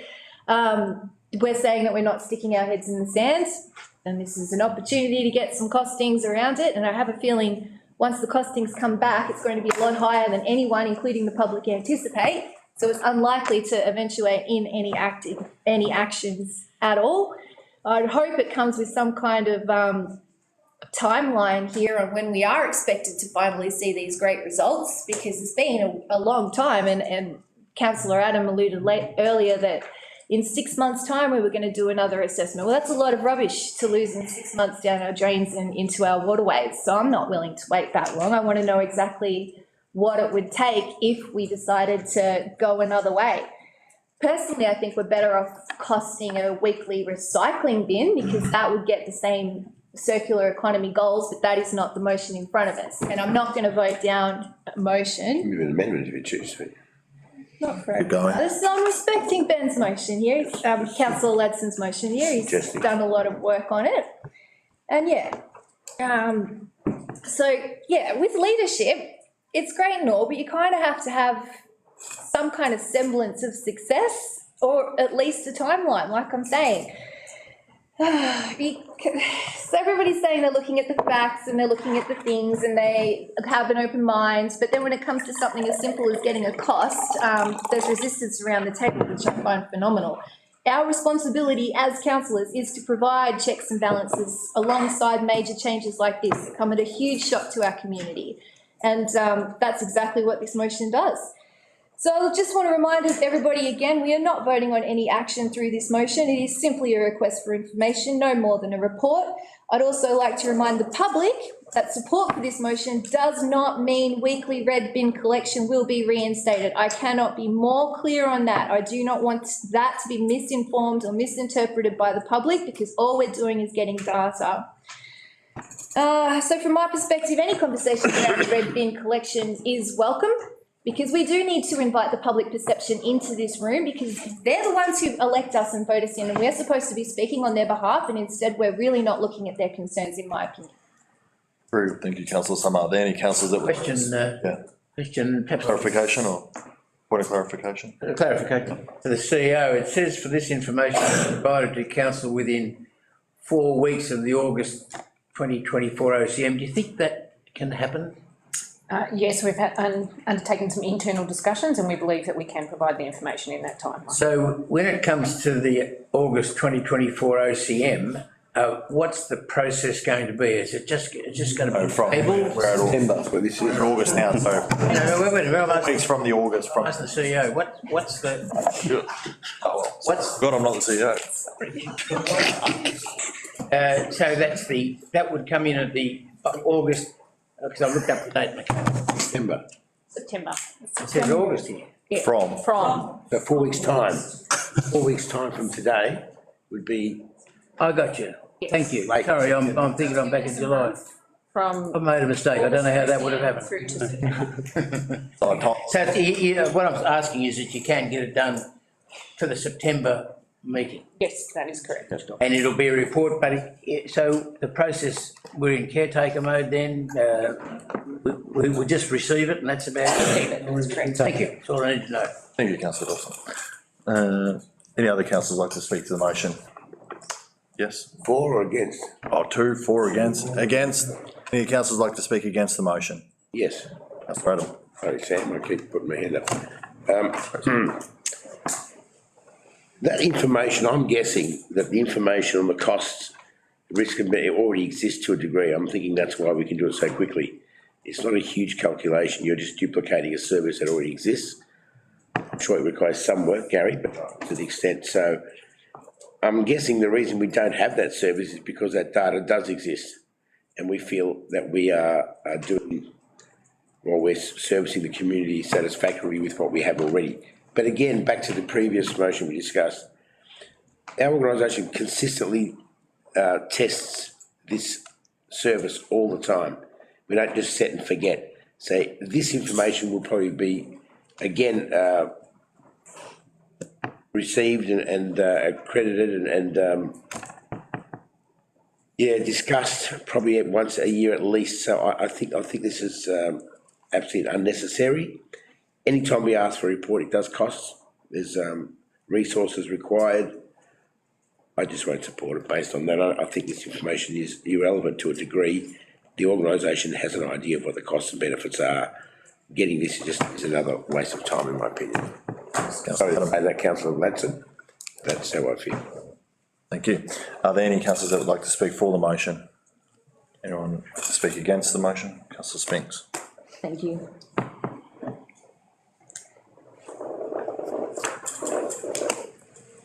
And there it is, the other shoe drops. Our processes say you have to consult and get a report before you can act on something. And here is step 2 in an obviously clear and deliberate attempt to undo our red bin changes. I'm so disappointed in this notice of motion and the intent behind it. Do we really not believe our community can do this? For the past 4 years, we have carefully and thoroughly considered the decision to transition to a more circular economy. And a key step in that process was to reduce the red bin collection and increase the green bin collection to better assist our community in correctly sorting and disposing of their waste. Alongside that decision, the state implemented the glass purple bin and CDS can collection points, which did create a seemingly immense storm of change, but it's one that our community is already adjusting to. Just a few items ago, we looked at the data that has come back that has shown while some refuse to get on board, the majority are willing and are trying their best, and we have to keep supporting them. Yet not even a year into this change, we are trying to pull it apart. As I have shared from the workshop attended last month, which I'm sorry you weren't able to attend, Councillor Ladson or Councillor Summer, the change we are making is bigger than us. It is leadership in the circular economy space, and it is not new. It is modelled not only even better overseas, but also here in other councils, including our direct regional neighbours. And the negative responses felt over the past 8 months are also nothing new, as it was exactly the same experience when many years ago the yellow recycling bin was introduced. The bin that we are now so good at using, we had to create an even larger size because people didn't have enough room for all of their recyclables. Recyclables that once upon a time would have gone straight in the red bin, but now are happily and enthusiastically sorted in the home. But that's how it goes. As a council and as a community, we learn and we mature, and this is just the next step in our waste maturity. We know that green waste can be recycled and many other products, and that we have to get them out of the red bin to make sure we can keep using them, alongside the knowledge that we can't just keep throwing stuff in a hole. Our landfills have a life cycle and no more will be built, so we have to slow down the way we use them for our kids and future generations. And we are being pressured to do so by rising disposal costs that will either see ratepayers paying even more for their waste, or we can reduce what is being disposed of to avoid the rising costs. It just makes sense socially, environmentally and financially. It's good triple bottom line decision making. This decision is well considered and well justified, and those who refuse to accept that and are only worried about their own bin and their own behaviours are ignoring the larger community that they are a part of and are trying to condemn our children to yet another problem that could be dealt with today and is if we stand firm. We can make this change. We are already making this change, and I believe in our community to adapt to this change as successfully as they did with the recycling bin and with the green bin and now with the fortnightly red bin. Because we grow and we learn and we mature, and how we did things in the past doesn't suit how we do things in the now, and I'm sure it will change again one day in the future. And our community are strong and resilient and capable, and we have a responsibility to care for our planet, for our children, and for future generations. We have to stop even debating this. I will not support this motion today, which, let's be clear, looks like it's just a request for costings, but is either asking for the information with no intention of doing anything with it, or in fact is hiding an intention to act and to revert the decision, of which neither are acceptable outcomes. You are asking our community to give up and to go backwards, and it is a slap in the face to everyone that has gotten on board or is trying their best, and to the good and strong decision-making shown by this council. We are leaders, and that means stepping up and stepping forward, and our community is a leader, so stop asking them not to be. It wasn't ever going to be easy, but nothing good ever is. In the words of Mark Twain, you're never wrong for doing the right thing, but doing the right thing often takes great courage and integrity. Councillors, it is time for courage and integrity. Our community can do this, I believe in them, and our council will continue working to help them make this change. So get out of their way and let them do it. I will not support this motion. Are there any other councillors that would like to speak to the motion? No, I'll speak. Or, well, two. Okay. Do you want to speak against? Yeah, quickly, I think Councillor Spinks has covered it all. Very thorough, very well covered. I am not going to support this motion for the same reasons. I think this council considered this particular topic in great details. Enormous resources went into this whole process, and the time and energy and dollars that have gone into this process, and we are here and to make this decision and to stick to this decision, it's huge. And it's not only about cost, it is about the right decision, the environment. I mean, this was all considered, has been considered previously, and surely every change comes with the resistance to change. What we are talking about is to see behavioral change, and behavior change does not happen overnight, as was noted by Councillor Dobson. We need to give it some time. We have made the right decisions by all standards. Yes, there are certain adjustments, and the report that has come back that we had just discussed, it is giving us good insights into data that what can be done and where improvements can be made. But as far as I can see it, improvements only need to be made in the education and promotion and guidance to our community to adopt the new system. So I'm not going to support this. I do not want this council to make a U-turn again. Unfortunately, this council is showing a trend in making some U-turns just because they cannot stand the community pressure and the noise, maybe from some concern, maybe for the right reasons, but again, there are ways to address their concerns. I do not think that the right way is to go back to square one. I do not think that this council needs to make a U-turn and lose its credibility. We have done it before. I do not want to mention it, did not want to mention that, but I have to mention the Australia Day saga that this council went into. How many times are we going to consider the whole process, to consider a topic in great detail, understanding all the risks, understanding all the issues, making a decision, knowingly the risks and issues that are going to be there, and then deciding to go back? Because some people are not happy. Some people are making a noise. I have and I acknowledge their concerns, who are people who are not happy, but there are other ways of addressing it. And the report that was brought back to us, it clearly shows those areas where the gaps are. So yes, more education, more guidance, more knowledge sharing, but no going back. Thank you. Thank you, Councillor Abdullah. Are there any other councillors that would like to speak to the motion? No, she's already spoken. I've got so much more to say if you want. Before I go to closing comments, I mean, I said it earlier, I'm always supportive of people requiring additional information. I think we're getting a bit carried away, to be honest, councillors, in regards to going back. There is no U-turn opportunity with this. We cannot deal with this as this current group of councillors. This information will come back to us as simply information only, and whatever the new group of councillors, whoever that might be made up with, can determine what they want to do with it at any point. This is just simply seeking information. Leadership can be interpreted in many ways. Transparency is also a good role in the leadership space as well. If you want information, it's simply seeking information. I again did the same process that I did in previous ones, which is Fiona, go, can we deliver this work? Is it easy to deliver this information? The answer is yes, clearly, because it's quite a tight time frame.